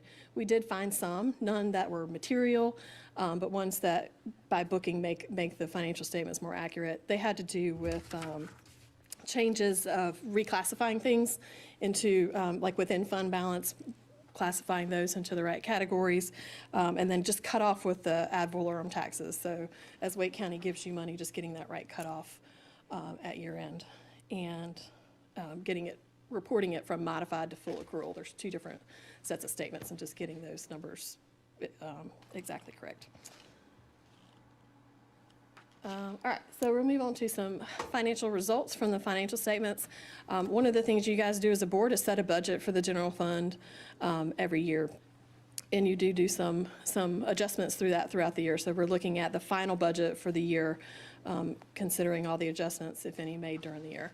So your revenues came in at $1.9 million higher than what you budgeted. That is attributable to higher ad valorem taxes collected, as well as your sales tax being higher than what you had predicted it to be. 1.9 million. And then the bigger piece, so the ad valorem, the sales tax only makes up about $550,000 of that. The big piece there is you sold a piece of property, and so that's included. That wasn't in your budget, but those revenues came in related to that. And then on the expenditure side, you were under budget, which is, again, what you want. You don't want to overspend your budget by $1.1 million. The general government was about half of that, and then the rest was split between cultural and recreation and public works department, or CADC functions. So the other thing to consider about the budget is that you guys had planned to use, had appropriated fund balance of about $1 million, and instead you didn't end up going into your fund balance at all. You actually added back $3.1 million, and a lot of that had to do with that sale of property from this modified accrual basis. All right, and then the other thing I wanted to look at and just report to you about the fund balance was, for the general fund, is that you do have a policy to maintain 33% of the expenditures in that general fund in your unassigned category of the general fund, and you guys are actually at 77.3%, which is 9 months. So you've got a nice, healthy fund balance should anything happen where revenues were to be less in the future. You're okay. And you're in What's accordance with your policy. recommended for that? I know we set that policy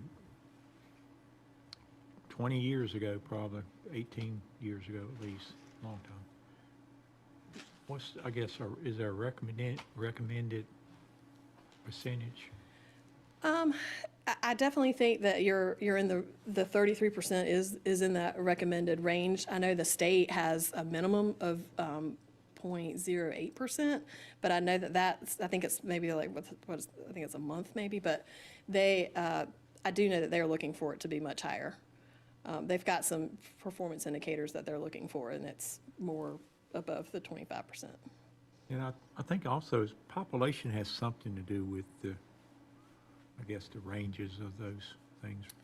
I see Amy nodding there. Well, and location, if you're in an area that's more susceptible to a hurricane, you've got to have access to funds instead of waiting for the FEMA funds to show up for certain things. So I know that they're looking, in the coastal areas, or even more so in other areas beyond the coastal based on recent hurricane activity. So it's definitely good to have the fund balance there available. All right, this is just a snapshot looking at your capital asset activity. The town does have $41.4 million worth of capital assets. In the current year, you've added infrastructure of $3.5 million, you've added land of $2.4 million, and added construction in progress of $849,000. This does include donations of land and streets and those types of things from developers in the current year. And then looking at the long-term debt, you guys have $8.6 million worth of debt. You can see the various categories there. In the current year, you issued $1.6 million worth of debt, and you were able to make principal payments of $332,000. Okay, so in summary, this is what you should take away. They were clean opinions. We did identify a couple of journal entries, but none of them were material. They are included in your letter that accompanies the statements. There are good internal controls in place to capture all of the financial activity of the town throughout the year. No significant deficiencies or material weaknesses related to the internal control review. And we did get full cooperation from Amy. We asked for a lot of information, and it's kind of relentless. So she did that and did a whole system conversion, and we're here reporting to you on time. So that's quite an accomplishment for Amy. We were just talking about how badly those can go sometimes, those system conversions. So congratulations to you for that. And I'll be glad to take any other questions. So basically, we're worth in capital assets $41 million. You're at, yeah. And our only liabilities is less than $1 million. According to this is on page 12, $433,000. For liabilities, that's your only, I'm sorry, I don't have a copy of the statement. It's page 12. So you have $8.6 million worth of liabilities. Total. 8.6. That sounds more. That sounds more in line. I just couldn't find it. Yeah. So this is what you're looking at is the modified accrual that doesn't include debt or capital assets. Okay. To keep it simple. All right. Okay. On page 12, that's the modified accrual. That's the basis that you budget on. But you're also required to report capital assets and debt activity, and that is on page 10. Okay, all right. I'm not sure I understand why pension and vacation is in this category. I mean, we don't owe people, do we? I mean, it's not like, So it is the standards in the last couple, 5 years ago required you just to start reporting the actuarial amount of what's predicted to be due over time for those types of categories. So that's why you see it there. But you guys are on a pay-go basis of contributions. You're required to submit to the state for the pension liability, and then the OPEB liability is yours all on your own. So you just, on a pay-go basis, whatever needs to be paid, you pay it. but it's considered to be debt, I guess, or? It's an obligation. Yeah, it's a liability. It's because you have to be prepared to pay it, right? Yeah, make some plans to cover it. Some people, like the pension is actually pretty well funded compared to most states. But the OPEB, you're responsible to take care of on your own, with your own resources. So a lot of places have trusts. A lot of places don't think it's important to put the money in a trust to reduce the actual liability. So it's just an evaluation everybody has to make on their own. Thank you. What bond does the town currently have? It says GO bonds, $287,000. It's a sewer, I think, ain't it? It's a 1991 sewer bond with the USDA. Okay. Yeah, but if I recall, we don't pay that, right? It's a pass-through from the sewer bills and all that kind of stuff. Right, as part of that was the water sewer system merger with the city of Raleigh. So the debt is still in the town's name, so we pay the debt, and then Raleigh reimburses us for our debt payment each year. When did that end? Yeah, a long time. So there's only $287,000 by the end of this year. There's only $287,000 left on that debt. I have talked to them repeatedly about, can we just pay this off? But it's not getting traction. 2023. Yeah, it goes, yeah. Oh, is that close? 2020. Oh, yeah, sorry. 2033. 32? 30, yeah, that sounds more like it. Yeah, I mean, it's only $23,000 a year that you're paying on it, so. What was it, like a 50-year bond or something? It's 30, I think, 30 year. 30 or 40. Yeah, 1994. Yeah, we have 494. Yeah, they're usually long 40 time. years, 40 Yeah. years. To 5%. I know. That's crazy. Yeah, I think that's to the government, right? It's some type of, Just write them a check. It was through the USDA. yeah, so, It was, you know. I think at the time, it was a rural development grant, because at the time, the town was so small. So how would these numbers look? And that's really not a fair question, but with the huge bond that we discussed last month and moving forward with the bond, do you know what I'm referring to with the partner?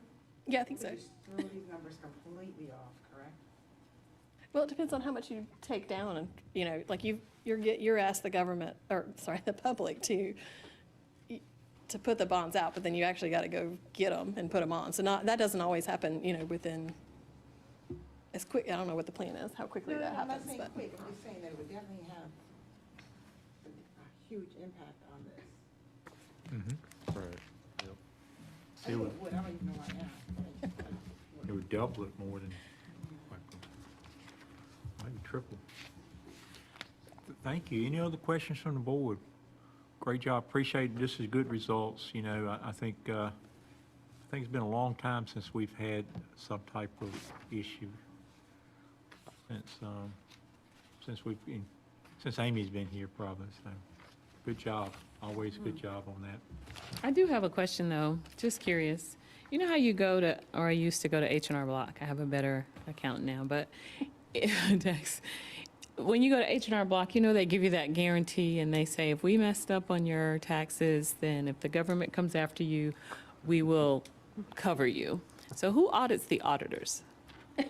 In the event that something is off, and we're like, April told us that, well, she was way off, or her and her firm are way off. Who audits the auditors? So, I don't know, we don't get audited. We have what we call a peer review audit. So every Okay. 3 years, the the firms audit each other. And there's Gotcha. some rules and regulations around that and some checks and balances with that, but that's the closest we get. Well, and then, sometimes with the federal funding, the OIGs related to those will come and do Audits, random peer audits. reviews, those types of things. And I heard it's very stressful.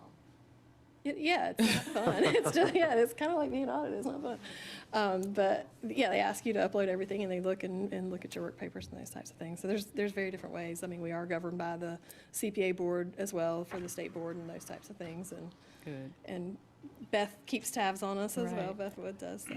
Well, that's good for the public to know, because there are towns that have gotten into trouble. So it's good to know that, somebody's checking and there's checks and balances. I think that's important to stay. And we have a very healthy, financial budget, obviously, and we want to keep it that way. Yeah, So, and like Amy mentioned at the beginning, the report gets sent to the LGC, and they are looking at that, and they Right. are another layer of monitoring. They know whether, they can tell from looking at this whether a firm's doing exactly. the work or not. So you do get audited. The auditors are audited. Yeah, not like an official audit, Right. like you guys are getting audited, but several eyes are looking, that's for sure. Yes. Thanks, April. Yeah, there is one town local, close by, I don't want to name the name, but they're under the LGC control now. Yeah, they took charge of it. I think they have 7 or 8 that they are in charge of at the moment, more than ever before. They just owe too much or something, I'm not exactly sure. Wake County A lot had some of- issues just a couple of years A lot of ago. them are not growing is one problem, so they have sewer debts and all kinds of debts and they're not growing. Mismanagement of Yeah. funds. Some of that. But thank you. I guess my last question, Amy, are we going to have to do a journal entry or a, amendment to the budget, anything to get those, I guess, funds back in order or something? Are we good? Oh, from the adjustments? Yeah, Oh, no, they were made during the, but we don't have to do any type of amendments to the budget, anything like that. Good. Okay. Sounds good. Thank you. Appreciate it. Good job. All right. This one, I think, to bring the board up to speed, Kelly, I'm going to turn it over to you in just a minute, but Wake County's mass mandate expired the first of the month, Monday at 7 a.m., I think. They did extend it.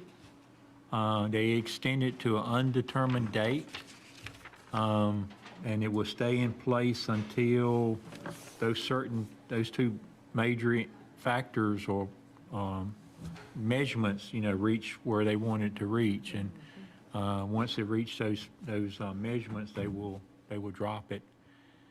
Kelly, I don't remember who all is and is not out. I think Raleigh still has a mandate. I think Cary is out. Is that right? Yeah, carries out. Wake Forest is out. Wendell is out. Several of them are out. Several of them are still in. So, it's the decision of this board. Do you want to extend ours? Do we want to just stay on with the Wake County? And means that we won't worry about this no more until they say it's done, or do we want to do something different? So, Kelly, anything to add before I turn it over for consideration? No, I think you did a good job. Just a reminder that this mass mandate's been in place since August 27th, when you consented. The two conditions are based upon the transmission rate and the percentage of positivity. Right now, the percentage positivity is adequate. It does meet that condition that they are looking for. It's the transmission rate that's too high. Kelly, I know our positivity is below 5%, right? You mean Roseville? Rolesville, yes. Seems like I saw somewhere where we were 3. I'm not sure. If on the PowerPoint that was presented to you on page 13 of that PowerPoint, our positivity, our transmission rate is 160 per 100,000. And the counties is 110, I believe it is. I have to go back and find that. Wake County was Wake the big County's one. 110. Right, and we're at 160 right now. We're at 160? Per 100,000 Okay, in the ratio. okay. Woo, I didn't realize that. See, we don't have 100,000, so. Yeah, I we don't know, have a big number. I know how it's figured. And our, and that's the transmission rate, but our positivity, which is really hard to tell because who gets tested and who doesn't. Right. So that's really pretty ambiguous. So I have an opinion on this, but Please. you know, we'll yeah. So when we talked about this before, I mean, everybody should have the right to do whatever they want, is what I feel like. My biggest thing for us to put a mask mandate in place was we have small businesses in town. They are mandated by Wake County to have the mask mandate. And my thought process on this was to match Rolesville's with theirs to make it easier on the businesses. So before tonight's meeting, I asked for more information from our small businesses to say, how's this working for you? Because we're just guessing otherwise. I mean, why, you know? Exactly. It was a mixed review, but it was mostly what I felt when I got back from it, and I'd sent this all to you guys as well, is they're adapting to whatever they need to do to keep their staff safe. They're not pushing for people to, if they come to the door, you have to have a mask on. They're not getting to that confrontation level. So therefore, I don't see a reason for us to have it from right now. I think it's whatever you want to do. It's your common sense. If you feel like you need that, I feel like you should have that option. I feel like if you're, regardless of what we have, if you feel like you're unsafe, you're going to wear it regardless. But at the same time, I don't feel like I would like to mandate people to do something. I'd rather give them the choice to do what they want to do. And I respectfully disagree with that because you're not fighting. Wake County saying something, we're following suit with that. So if somebody comes in and you try to say, well, Wake County says this. Your but mic's Roseville off. says- She said your mic's off. All right, thank you. What I said was I do respectfully disagree with Paul on that, only because if you're following with what Wake County is doing, and then you have a different set of rules for your town, it would be up to that establishment to say, well, Wake County is saying wear a mask, but the person coming through your doors is going to say, well, Roseville doesn't, and it causes a conflict.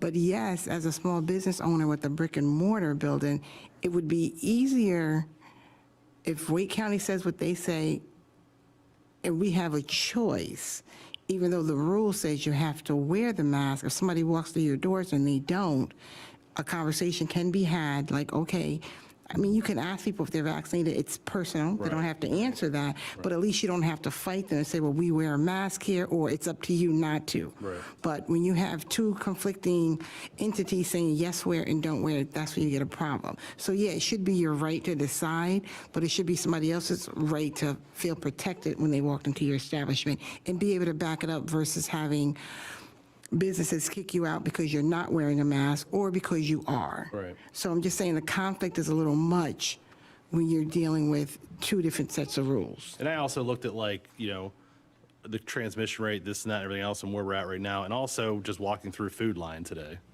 I mean, half the people walking through Food Line don't have one on, so what am I supposed to, you know, I don't think Food Line's going to stop everybody at the door and make you wear a mask just because that's a Right, but rules it's a requirement. choice. Either Right. they fight them or they don't. You put a mask on or you don't. But at least if somebody comes in there, I mean, if you have somebody coming into your space and they're hacking and coughing and look Right. like they have a 100-degree temperature, you know, at least you can say you have to put a mask on or, you know, go home. But without it, I think it causes more of a problem for the business owner. But the business owner does not have to insist upon you wearing it. It can be their choice. Right. I'm sick of masks. I'm sick of masks. I'm sick of masks as well. No, let me finish. I am too. Let me finish. But I'm sick of I masks agree with personally. you. I have a whole bunch of them, but I'm sick of them, right?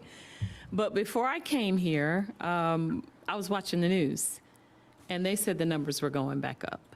So these numbers, when I looked at this presentation, I said, well, this is dated. This isn't current. So if the numbers are going up, and we know what happens in the wintertime, right? My whole stance from the beginning was to help our businesses, right? So that they don't have to have the argument. If everyone's got the sign up, whether people wear it or not, yeah, I didn't say confront them. But if it's up there and we're on one accord, maybe people will do what they need to do, right? I think without it, I do think you're going to allow some chaos to ensue. So I don't like the mask. I'm sick of the mask. But I do think with the season changing and with the numbers I saw right before I came here on the 6 o'clock news, the numbers are going back up. So I think we have to look at current data to make an informed decision, and this data is a little dated because it changes every day. Well, I'd like to see some updated numbers, but I do know that even with the mask mandate in place, I think people are doing what they're comfortable with. They're not doing what's mandated. So I think whether we continue with the mandation or not, if that's a word, I think that those who are comfortable wearing a mask will, and those who won't. You said it don't matter. I don't think it matters, because I don't think that people are adhering to it. Business leaders are like, I'm not fighting them. I'm not going to tell them they have to wear a mask. So I don't know, is it making a difference? You know? I personally say, well, it does make a difference. I see it as something. Yeah, it makes a difference. I'm going to speak as Roseville's largest employer. We decided that we would put it on the door and require all employees to wear the mask. Okay. Now, with that said, maybe it's the caliber of people we have as members, but they wear the mask when they come in. We encourage them to take it off when they're on the floor because I don't want somebody to have a heart attack on the treadmill because they can't breathe. I mean, you know, it doesn't apply in some cases because of the physical activity we're doing. So I'm a little bit different, but I have it on the door. And So does Food Lion. And maybe the people that are coming into Granite Falls are health conscious, or they wouldn't be coming to work out, and they're wearing the mask, you know. But I think they're respecting But again, I'm not. I have told our people we're not going to get into a screaming match if somebody walks in without one. Exactly. But So you still have what- that right to kick them out, though, because the mandate is in place. Yeah, it I'm is, not but saying you're going to, and yeah, I'm not saying gonna I do would. that. Right. But you're right. You still have that- I've right. got the right. But irregardless, I mean, we're talking about something that's not even enforceable. But we need to listen to what Sheila just said, because I saw the same thing earlier today. Yeah. They've already had the spike in the UK. Yep. And they're predicting it to come this way. And it really does make a big difference when you have that higher entity saying wear your mask. Now, if somebody walks into my space without a mask, it's incredible how they're reaching in their pocket or going into my bowl to put on a mask. But some will say, is it okay if I take my mask off? And I think they're only saying that because they know that there's something in place and you're supposed to wear it. So I think if people are willing to respect your space, not necessarily, I'm not saying my place, but I'm saying your space, that perimeter around you, it helps having that protection of how loose it may be. You're supposed to be wearing a mask. I will say, there's some establishments I've gone into, they have the same signs up and it says you're required to wear a mask, and I haven't seen anyone in there without a mask. Without a mask or Costco with a has mask? been very particular, and They they will kick you will out. escort you out or give you a mask.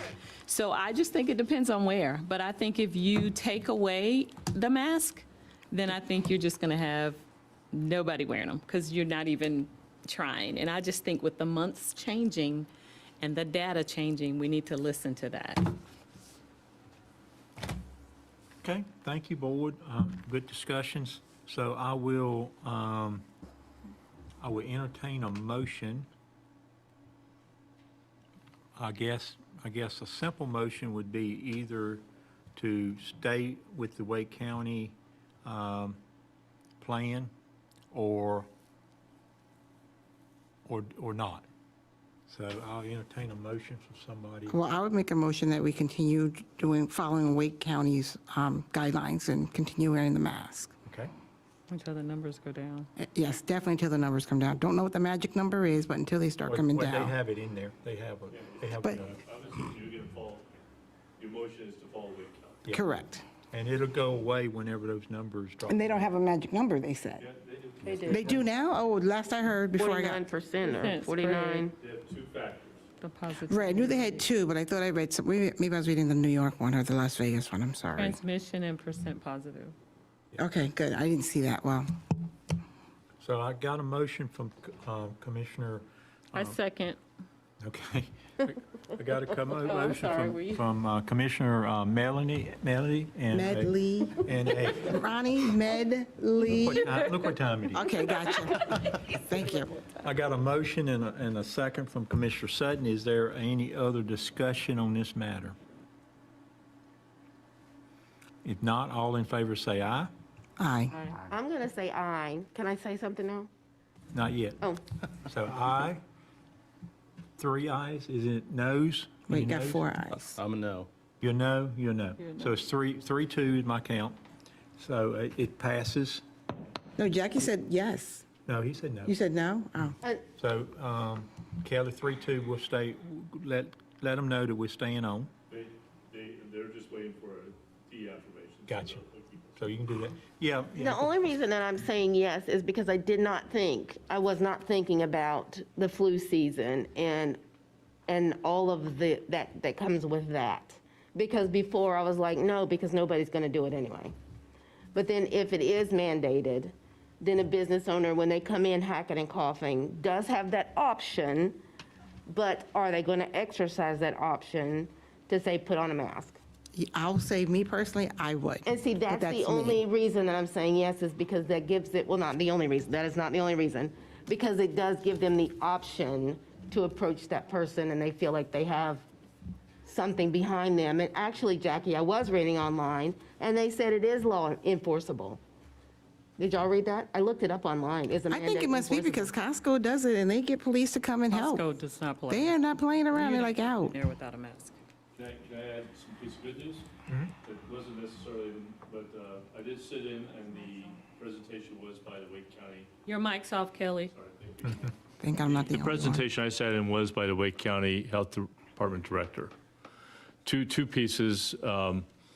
One is she indicates she did not see any variant coming this way, even though I know what we're hearing, but there was not.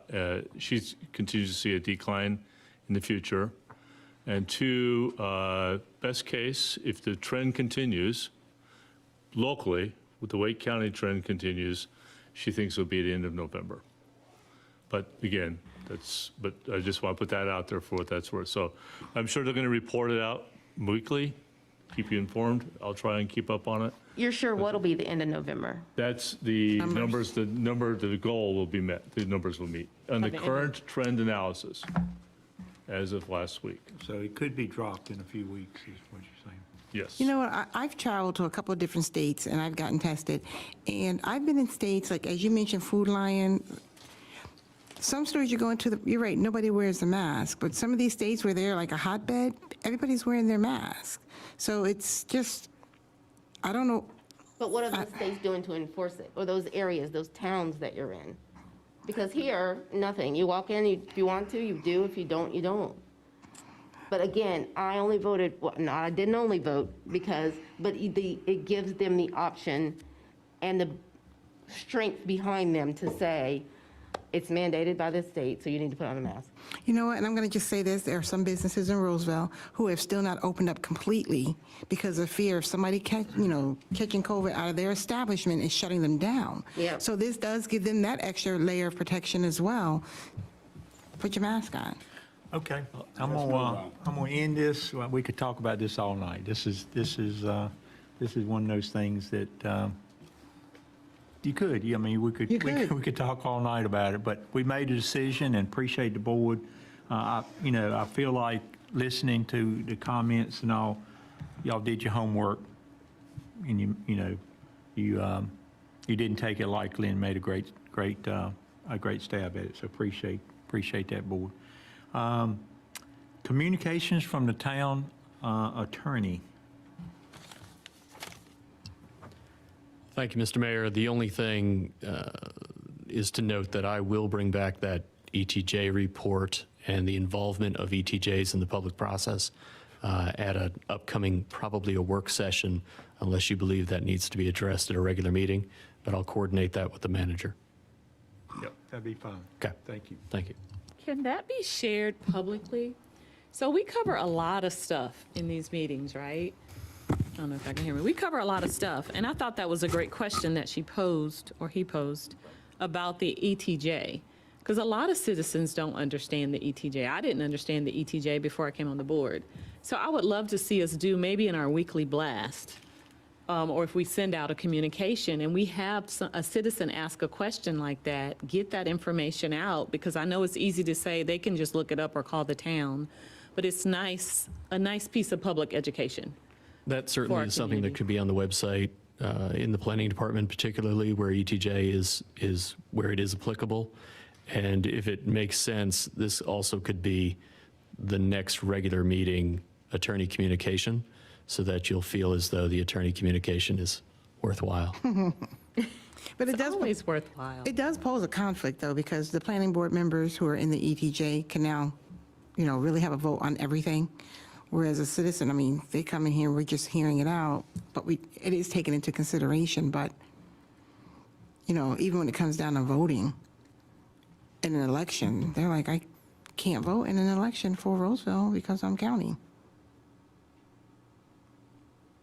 But Yes. that has to change on the legislator has to change that, right? Correct. Yeah, that's not going to happen. That's it. What else? Okay, thank But you. the only thing, I would think, and your report's going to hopefully draw some of this out. Citizen voting for us votes on all types of things that we do. Where ETJ, only thing it has to do with land use, right? I mean, it's that one issue with land use is the only thing that we really control that affects them, I think. Is that right? Or maybe a little bit more than that? No, that is correct. There are some minor additional items, but the extraterritorial jurisdiction is designed to ensure that those who are in the immediate future of the town's development are considered in future planning. Right. So it's very limited, and what we just voted on with the mask mandate, they don't have to comply with it at all, because they have to comply with Wake County. Correct. Right. So, it's only the land use, so I think. But it it'd be- makes it consistent, though. Because they don't have to follow Roseville's rules, but they're still following Wake County, and we're following Wake County, then it applies to everybody in Roseville, It does. even in the ETJ. It does. Because anybody can walk to your door and say, oh, no, I live in the ETJ, I don't have to put a mask on. Yeah, but if we had voted not Against it, right. Against it, then our citizens wouldn't, but if you lived in ETJ, you would. Right. So, thank you, yeah, appreciate that, I think that's a good question. Communications from town staff, where we want to start at? Yeah, you're closer, I guess. Closest first. How did you not get a back row seat? I think we need to, staff's growing, so I think we need to add one more seat back there, maybe. Yeah. Well, good evening, everyone. Just a couple updates from the economic development front tonight regarding the commercial growth feasibility study that's moving along. That's looking at the land at the southern, kind of along the bypass. Staff held a kickoff meeting with the consultant. We did select a firm, O'Brien Atkins, to conduct that feasibility study, and they're working with Crystal Morphus of Creative Economic Development out of Elkin, North Carolina, to do the marketing piece of that, the market analysis. So we met with them and had a kickoff meeting on October 19th. We've invited them to provide an interim report to the town board at the next meeting, November 16th. So we'll get to hear kind of where they're at, just a couple, a little bit on the market analysis and kind of lay out what they plan to do. And then also, kind of get your feedback and see if we're moving in the right direction with that study. So, and we're also holding a meeting that week as well on that Thursday night on November 18th. Here we've invited I think it's about 20 or so property owners that own land within the study area. So we're going to have a meeting with them on Thursday night, November 18th at 6:30 to kind of, again, tell them what we're doing and kind of gauge their feedback as well and kind of take the pulse of the property owners that are going to be involved in this study. So yesterday I met with Mr. Barry Eagle, and he's the president and CEO of Crown Hotel and Travel Management. Commissioner Sutton actually put me in touch with him. He came out here just kind of checking the Rolesville market. They're based in Wilmington, and they have a number of hotels along the coast, and then one in Nightdale. And I forget if it's Hampton Inn. Hampton Inn and Nightdale, yep. So it was interesting to learn that they, when they look at land for a hotel, they only need 3 acres to put up a hotel. But one of the things they mentioned was they're looking for those drivers, what's going to bring visitors here, and they need to be able to fill rooms, I think, at 70% occupancy, and looking at Monday through Thursday as well. So even if you have games and tournaments on the weekends or some stuff going on where there's a wedding on the weekend, that's fine for Friday night, Saturday night, but how are they going to fill those rooms Monday through Thursday as well? So they, interestingly, instead of kind of trying to beat the curve of development and getting there before everybody moves here and before businesses come, they kind of follow the curve. They want to be kind of last in after everything's here, and then they know they're going to be able to fill those rooms. So Mr. Eagle he was, he knew we were growing fast. He was very excited about the market here, and said we're not quite there yet, but looks forward to continuing conversations and is going to keep his eye out on us. And so it was a good conversation, I think, and I'll be in touch with him in another few months just to kind of check in and see how he's doing as well. But I guess one last thing is we're working with the Chamber of Commerce to produce a community guide and a business directory.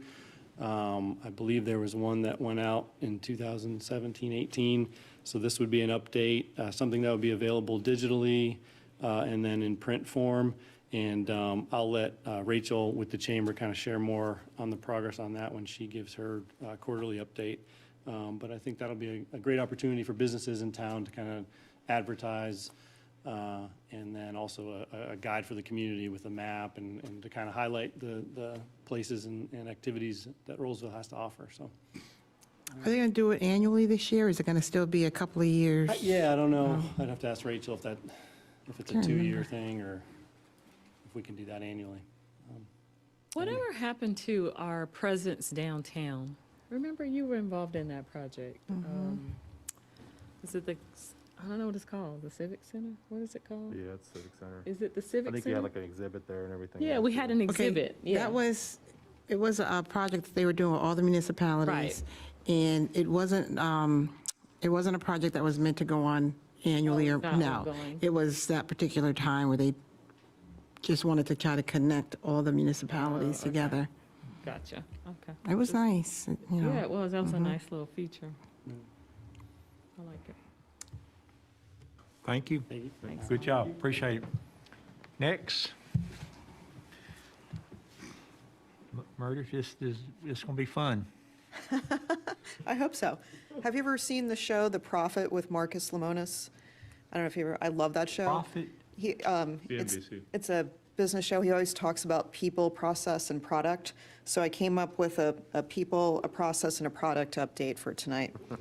So for people, we have a senior planner starting on November 15th. So we're super excited about that. Ooh, all right. Yay. Process-wise, our staff checked out the first of hopefully a few plan review software companies this week.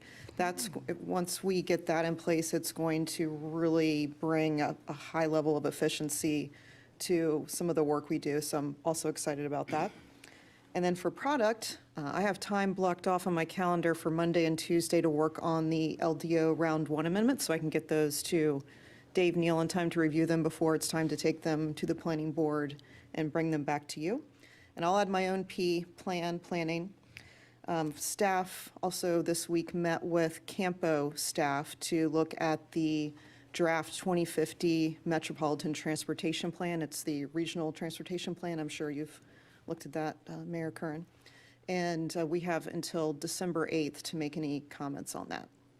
And that includes the roadway network in our area, transit, and bicycle routes. Need to figure out how to get us over Moose River. Every time I can talk about it, I talk about it, because that's our bottleneck. It really is. We'll see what we can do. I have a quick question for you. You certainly. said the software. Didn't Danny just say, like, he invested in some new software that they couldn't wait to get to help speed things up? Is it that antiquated already? I mean, I know it changes all the time. We don't have any He didn't- software. I think you're It's been thinking in the of budget financial. conversation, No. we haven't done it. Say it again? It's been in the budget conversation, but we have not purchased it yet. So was this like at the end of Brian, before Charles, before Kelly? I don't No? remember the- We I don't remember have the any financial software. software. I don't remember the planning software. It's all like somebody emails me and it goes from I there. distinctly remember that conversation, but we don't have it, so that's good that we're going to get it. Thank you. May I add something with Meredith up there about product? So the LDO amendments are coming your way in December. You also this week received a letter from a Mr. Stacy Pierce, who had an unfortunate accident of a car going through a home of his, mobile home out in the ETJ. It's a non-conforming use. Per our code, he is not able to replace it as a non-conforming. We are willing to invest a moment and bring to you during that December a possible LDO amendment that would address that if you're interested, or do you want to talk about that further? Or you can talk about that night too. But I think we would, since timeliness is here, we could bring that amendment and have you have conversation in December about that, a possible amendment that would allow him, if you're so inclined, to replace that due to the circumstances. Yeah, that'd be good. I Okay, if think you're okay. so. I think so. I mean, at least we need I would like to look have a at it. conversation about that, Yeah, because, at least we need to look at it and. So we'll go ahead and prepare the amendment as part of all the other amendments, but we'll make sure we isolate that one and talk about it at more depth so you understand it, and then you decide what you want to do with it at that time. Yeah, this is one prime example where government really hurts somebody individually. And if we got a way to fix it, I say let's try to fix it, but can it wait until December? I don't know, can it wait to December? That's a good question from, Well, and that is a question we need to pursue. I mean, this man didn't do anything wrong. Somebody runs off the road and runs into his house, his mobile home, and destroys it. I think with all the different notifications we have to do to amend the LDOs and such, that's the earliest we can do it. yeah, follow back to them, tell them we're working on it then. We will. And, We did talk to him, and he seemed to be pleased that we were working on it. Yeah. So there's not something we could do temporarily to assist him and then do a more formal? He wants to put another mobile home back there to Right. replace it. And the ordinance, as it's written, says that, once you've got a mobile home in a place where it's no longer allowed, Right. if it's destroyed, you can't put one You back. can't replace it. So then, all right, so I see we're getting into a little discussion about that. The So- attorney was getting ready to say something, that's why I looked. Oh, okay. Commissioner Wilson was doing a very good job. So, but I have a question. What if somebody's burned down? Is it the same circumstances for it, or is it a natural disaster, or is it something that was caused by another person? How do That's you? what they bring back. So very quickly on this, if mobile homes were permitted on this lot, then obviously he could just rebuild and it's not a question at all. If, however, you have a legal non-conforming use, for example, a mobile home, a single-family dwelling, a townhome, these are all different uses under the table. A mobile home is not permitted on that site.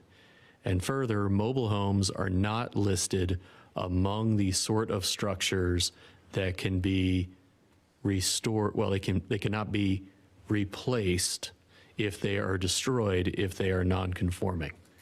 And that's not an uncommon feature in ordinances because communities are looking to have mobile homes in certain areas of town. And to the extent housing product changes over time, you would look for a non-conforming use to be replaced with a conforming use. So in this case, under the rights that Mr. Pierce has currently, he could replace his mobile home with a stick-built home or a modular home. He just could not replace it with a trailer home, a mobile home. Does that make sense?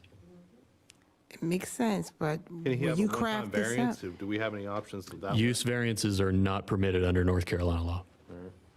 So that brings back to the question, when you are figuring this out, what if somebody's home was struck by lightning? If your home is a stick-built house, No.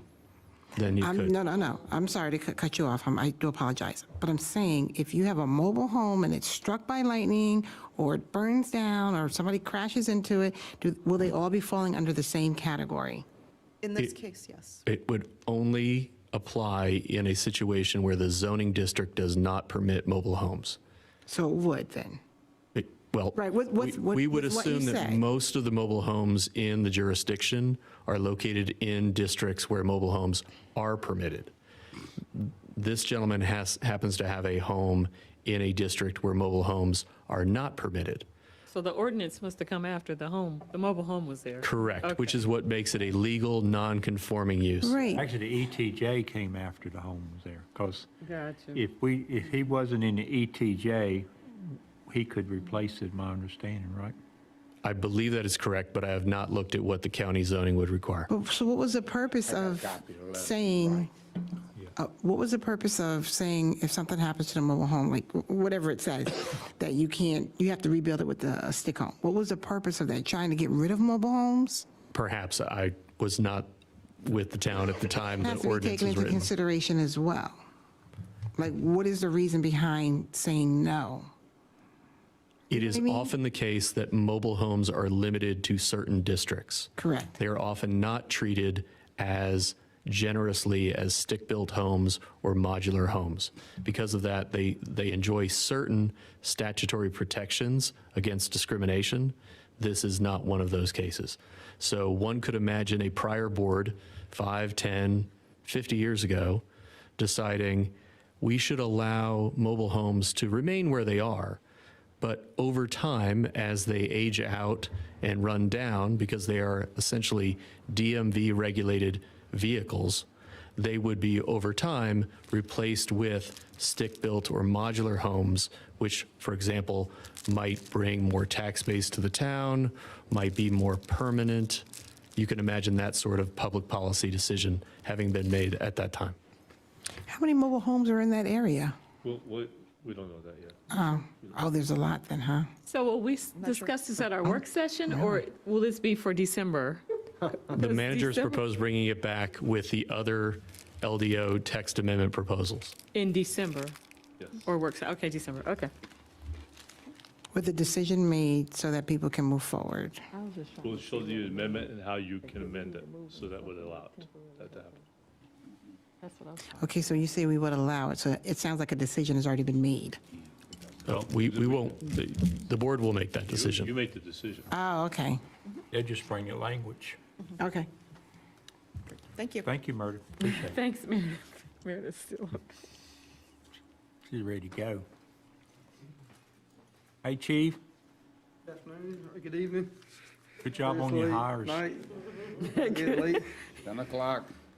I do not have a report, but I am, Commissioner Wilson covered a lot of the stuff that I had from the public safety meeting, so, but I am here for any questions that you may have.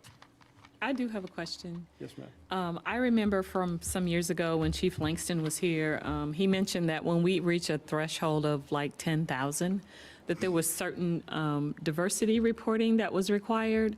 Are we already doing that? Yes, ma'am. Okay, so we're already in that motion. Yes, ma'am. Gotcha. We have been doing that. I believe he was doing that Before during his he left. tenure. Yeah. Chief Soto, when I first came over, was doing that, and we've continued those efforts. Gotcha. Yes, ma'am. Awesome. Good question. Thank you. Thank you. Thank you all. Thank you. Thank you Appreciate for that. everything. Who's up? Hey, Lisa. there's Lisa. Come on up. I like your boots, Lisa. Oops. Thank you. Good evening, everybody. I don't have a whole lot to report, but as you all know, our human resources analyst, Eva Hill, she left us on October 22nd.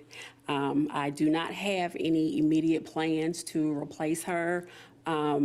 I'm trying to just get a feel for processes and procedures so I can establish some type of baseline so human resources can support employees and the overall organization in the most effective, most efficient way. So I think in order to do that, I need to dive in, do the work myself, see what needs to be tweaked, see what needs, if something needs to be revised, if something needs to be removed, but I'm just trying to establish some type of baseline. Also, we selected an organization called Pontifex Consulting Group to conduct our pay and classification study. They are out of Minnesota. Representatives from that organization will be on site tomorrow. They're going to be meeting with all the department heads just to get a feel for the different departments, different positions, and they're going to start working on our pay and classification. They're going to look at salaries, employee salaries, and they're also going to take a look at our job descriptions to make sure that they're done in a way that's effective, non-discriminatory, things of that nature. They are hoping to have the project completed in about 3 months, 3.5 months. But I'm very, very excited because I spoke with the president. He's very, very personable. They have years of experience doing this type of thing. And I think they are really, really dedicated to diversity, equity, and inclusion. That was one of the things that jumped out at me about this organization. But I had very, very good responses to the questions that I asked their references. So I'm excited about working with them. They're going to be on site tomorrow. Very first meeting is at 8:30 in the morning. Lisa, quick question. Do we do the pay study every so often? Like, is there a required time frame that we do it? Because I know we've done it before in recent years. Do we do it every? It's like every 2 or 3 years. 2 to 3 years? Yes, Okay. just to make sure that our salaries are competitive. And with the way things are now, we definitely have to take a thorough look at salaries because we're competing with many other entities, other counties, other towns, and we just want to make sure we can put our best foot forward. Agreed. Is the board included in that? Because didn't Raleigh just go through something like that? Y'all don't know what I'm talking about? Okay, then never mind. Never mind. And along the lines of diversity, equity, and inclusion, we're going to be conducting some in-house training with employees. I felt that it would be more effective having their initial introduction to DEI conducted by somebody they know, me. I'm not certified or anything like that, but I think just for that initial introduction, it might be more effective coming from someone in-house versus a stranger that they don't know. I don't profess to know everything. I don't. It's going to be a very, very broad overview. But once we get that overview, then we'll start bringing in other vendors to do trainings, exercises, and things of that nature. Let's see. Oh, we are also preparing for our Christmas celebration. It had started out as a Christmas dinner, but based on feedback from several employees, it is now a Christmas luncheon. It will be December 17th from 12 to 2. So you all please, please make sure you come and enjoy and fellowship with everybody. You don't have to bring anything, just a hearty appetite. Come and just fellowship with the employees. Have some good food. Oh, yes, yes, yes, yes. Also, let's see. We're going to be conducting our awards ceremony as well, recognizing employees who have reached certain milestones of employment. We look at 5-year increments, 5 years, 10 years, 15 years. So we do have employees who will be recognized for that as well. And I don't know if you all got the email or not, but we are doing an employee cookbook. We thought that would be good for morale. So different people could share different recipes that they've enjoyed over the years. I've already gotten some submissions that seem very, very interesting. So if you all have anything that you would like included, please just let me know. Good. Any questions for me? I want to go back to April's question about the board. And it won't affect me because I'm going off the board. But I would like to know what these people are making compared to what other commissioners and mayors are making in this county, because these people work hard. And it's more than just coming to 2 meetings. And if they're underpaid, I'd like to see something done before I leave the board, that they get paid in line to what other commissioners and mayors are making. Most definitely. I said that because I could have swore I saw in the news that Raleigh's, the town commissioners of Raleigh just had some sort of study done, and I thought it was in conjunction with their staff. You don't know what I'm talking about? I don't recall. Mary. I don't either. I don't either. I think we get that. Yes. We'll talk to them tomorrow, and if you're interested, we can probably add it. Yes. Yes. That was set by the legislature. Because they're very, very flexible. We can make changes, modifications. Yes, we can. I said it. They're very, very easy to work with from what I've seen so far. Yeah. Back in 2000. So one thing, Lisa was talking about DEI and the staff and all, and we talked about it. It may be good for the board to do some of that training. I don't know if we can require you, but it would be a good idea for, the board to actually see what she's doing and maybe be involved in that. So I would encourage you to think about that, and maybe as board members, we can kind of embrace that also. I know that there were some classes that were offered over the past year that were DEI related, and I know didn't we partner up with Nightdale? And they had a great speaker. Yeah, the league has done She was amazing. So I don't know if you know Jessica Day or not, because I think between her and Daiva, I think they were the two that brought it together for each of the municipalities. Okay. And I thought that was really, really, You said that type of conversation can be intimidating to some people. And I think it's really important, like you said, to have that familiar face explain it before you really take a deep dive into it. So that was really a good idea. And I'm going to try to make it very, very interactive and just give everybody the opportunity to learn a little bit more about their coworkers on a more personal level. And I think if they're able to do that, then maybe they can realize, okay, this person has a different background, different experiences, different perspective. So, you have to learn about yourself. How does that affect me? How can we work together more effectively, more efficiently? So I think it'll be a good thing. Good. Thank you, Lisa. You're welcome. Good, great job. Thank you. Thank you. More finance. Oh my gosh. Really short, and I may be preempting the town manager, but I just wanted to remind you about our CIP work session next Wednesday, November 10th at noon. We're going to be set up in the community center unless I run into technical problems. So just a reminder that. Please check your town emails as well for some logistical coordination we need to do. You said that's next Wednesday? It's Wednesday, I'm sorry, did I? Yeah, the 10th. Yeah. I think Katie sent an email for lunch, so try to reply back to that, board members. Okay, so we'll go back to this later. That's it, thank you. No, Thank Kelly you. knows what I'm talking about. Thank you. Oh, my goodness. All right, Parks and Recs. It's still not working, Kelly, that's what I'm saying.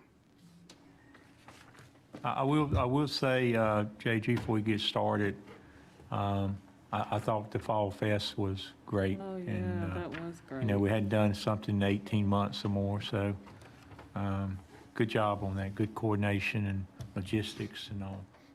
I love the location, too. I thought it was really effective. The weather didn't cooperate so well, but Did it rain or? it was just windy and chilly. Yeah. But, I mean, it was fall. That's, we just didn't get the sun, but I thought the location was awesome. So great job. Well, I think staff deserves a lot of credit. It's a team effort, as everything here in Roseville is. I got to thank our staff. Kristen, that was her event. She did a great job. All of our staff rallied around here and helped out like they always do. Public Works stepped up to help out, along with PD, Fire Department as well. So it was a true team effort to pull that event off. I agree, Commissioner Sutton, at the location, we heard a lot of positive results from vendors. Perfect. Like in that, it felt, we thought maybe it'd be a little too tight, especially setting up and getting folks out, but it worked well. We learned a few things that we can do. It's the first time we've done one of that size in that area. We did have over 100 vendors registered for the event. So that was again, it surpassed ours coming out of COVID, really not doing a whole lot. We weren't sure what to expect, but we're really happy with that turnout. A lot of positive feedback. We're just looking to enhance again next year. So we're looking, the development downtown and the Main Street coming kind of forced us to that area, but it was kind of a good thing. I think we've kind of found a good little niche over there for that event. Yes, ma'am. So that was my first talking point I was going to have tonight. So thank you, Mayor, for leading that in. But again, I just want to make sure that all credit goes to staff. They did an outstanding job of pulling this event off. We do have, as Commissioner Wilson talked with the PD, we are partnering with the Roseville Police Department and our food security team that if you recall, I'm sorry, I moved the mouse, everything's coming back up. We did partner with the food security a couple years ago through Wake County, and they are organizing the turkey drop. So again, Kristen has taken the lead and kind of helped lead that with the police department and that group. So I believe they have over 150 turkeys to give out on November the 19th will be the pickup day for those that are in need and need those. We are taking collections as we did last year of donations. I'll quickly read off the food kits that we're asking folks to donate. It's 1 box of stuffings, 1 box of mashed potatoes, 1 large can of yams or 2 small cans of yams, 2 cans of green beans, 1 can of cream of mushroom soup, and 1 box of fried onions. The locations where folks can drop these off are at Roseville Town Hall, Local Charm, and the Roseville Local Farmers Market when they're still meeting here in front of Town Hall. So there's some drop-off locations that we do have for those. Last year we had a great response from the community, producing more than we needed for those, which is great. We were able to take those leftovers to the food pantry here at New Bethel. So we're blessed to be in a community that really does give back, and so we're hoping to have that similar turnout again this year. And they'll also have some rotisserie chickens that they'll take to the Grand this year as well, as like they did last year. So that's another event coming up in this month. So, and then with the last special event I want to touch on for this year will be our annual tree lighting. Talking with staff and looking at what others have done in the past, especially last year. We'd like to kind of maybe do a hybrid event this year where we have elected officials do the tree lighting live. We'll record it and then put a message out to the community of that recording of the tree lighting. And we're looking at doing that as we typically have done in the past. It would be on December 7th, which is your first meeting in December at 6 p.m. at Main Street Park. And we'll try to send out an email to all of the elected officials next week, getting feedback and make sure we're all on the same page and kind of go over a little itinerary of what we're anticipating doing for this event to, again, enhance that tree lighting that we did from last year. That was just completely virtual. Outside of that, on the recreation side, staff continues to do a great job of programming. We've just wrapped up another couple sessions of art that was at capacity. Some art classes and dance classes as well. And then we also are continuing with our senior bingo, which we're having, a pretty good turnout for that. I think it's like every other Wednesday. So we're still programming the space next door, doing it respectfully with the mask mandate. And then obviously athletically, we are back in basketball. We took last year off. We have, I believe, 33 teams this year in our youth basketball program, which is about on par where we typically are year in, year out, which we think is really good when we look at our neighboring communities and they seem to be a little bit lower. And again, it goes back to discussion you had with the mask mandate. We hear both sides when they're calling in, and some will remove their children because we're not strict enough, and some remove it because we're too strict. So we see both sides, and I don't envy the decisions you guys have to make on that. So, How many teams did you have the year before last for basketball? I'm sorry? How many teams did you have 2 years ago for basketball? 2 years ago, I think we're around 38 teams, somewhere around there. Number 40 is the max that we can house in there, and it's probably too many, but that's what we try to accommodate. And right now you have 33? 33, yes, ma'am. Full teams? Yes, ma'am. And like I said, our peers, we know some other neighboring communities are down. Some are down a couple hundred participants from where they typically are. So we're all kind of thinking that's more towards the restrictions of COVID, whichever side of the fence they're on. Is there a wait list? For some age groups, I think we were already in the second week of practice, or the first week of practice, so we got to order uniforms probably tomorrow or Monday, so we'll probably stop registration at that point, once we send those out. But yeah, it depends on the league, you know, if we've got, you know, say there's a league of 2 teams and there's 18 kids and they sign up tonight, we could probably get those 2 kids in and max out our teams at 10 per team. But if there's a league of 5 and there's 50 participants already signed up, that would be a wait list. So it's just dependent upon what age they are and where we are in that program. All right. That's it for tonight. Thank you, guys. Thank you. Appreciate that. Any other comments from staff? All right. Kelly, any comments from town manager? Is this Thursday night? I'm just- It is. It's about to be Friday Feels morning. like a normal Tuesday night. About to be Friday morning. So a couple things. Amy brought up the November 10th, and then your next regular meeting in here is at 6 p.m., November 16th. It's your work session, wide variety of topics, including golf carts, update on the community center, and such. We'll also probably bring back the street sweeper at that time, too, and talk a little bit more about that. And I have some ideas how to get that information in front of you. Lastly, just talk about meetings. I think the mayor and I have talked about, and I will send out a communication asking you to think about reserving a 3 to 4 hour time period in January for your annual strategic plan retreat conversation. And I just need to know date, kind of when your preference is, morning or afternoon or evening and such, and I'll try and put together something to have you vote, give input on that. It's But basically this, right? Yep, I think it'll probably be 2 clear agenda items. That will be the focus, but I think there will probably be an interest of coming back after your Wednesday session and continue the dialogue on the capital improvement program too. That's going to continue to take some time, and so those might be the 2 real agenda items. What time is next Wednesday again? Next Wednesday's lunch is at noon, 12 to 2. November 10th. Say 12 to 2? I thought I heard 12 to 2. 12 to 1:30, or we have it right now 12 to 1:30. Oh, 1:30. That's all I have. That's all you got. All right. Can we Thank you. get a calendar list of all the events in December? I heard a lot of different dates. Yeah. And I know the Christmas parade through the chamber is December 5th also. So there's a lot of December dates. The mayor's dinner is what, the 20th? So there's a lot of dates. If we could just get a listing of all those dates, that would be really helpful. So I don't schedule over them. Where's the dinner being held at this year? Where? It's in Cary at, Embassy, is it Embassy Suites? Huh? Was it Embassy Suites?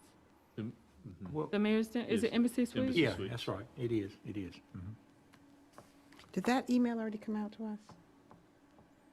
I For the mayor? I don't remember. No. It's been listed on your calendar, your 3-month calendar. It's been listed on there, but there's not an email on there.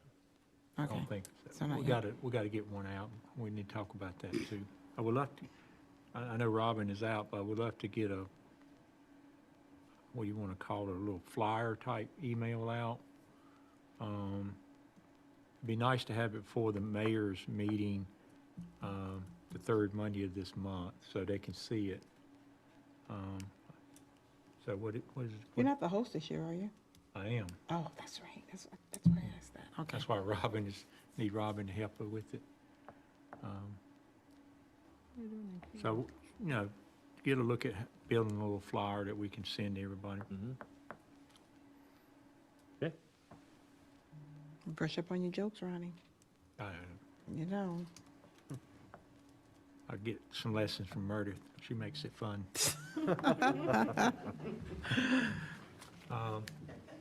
That's it then. Is there no other questions for Kelly? I got a question for Paul. The Sanford, is it Sanford Creek, the bridge? Yeah, Is it possible to add that to the work session? yeah, I mean, we should. I That just goes need to to the park. understand, Goes yeah, to the- yeah, where we are on that. Right.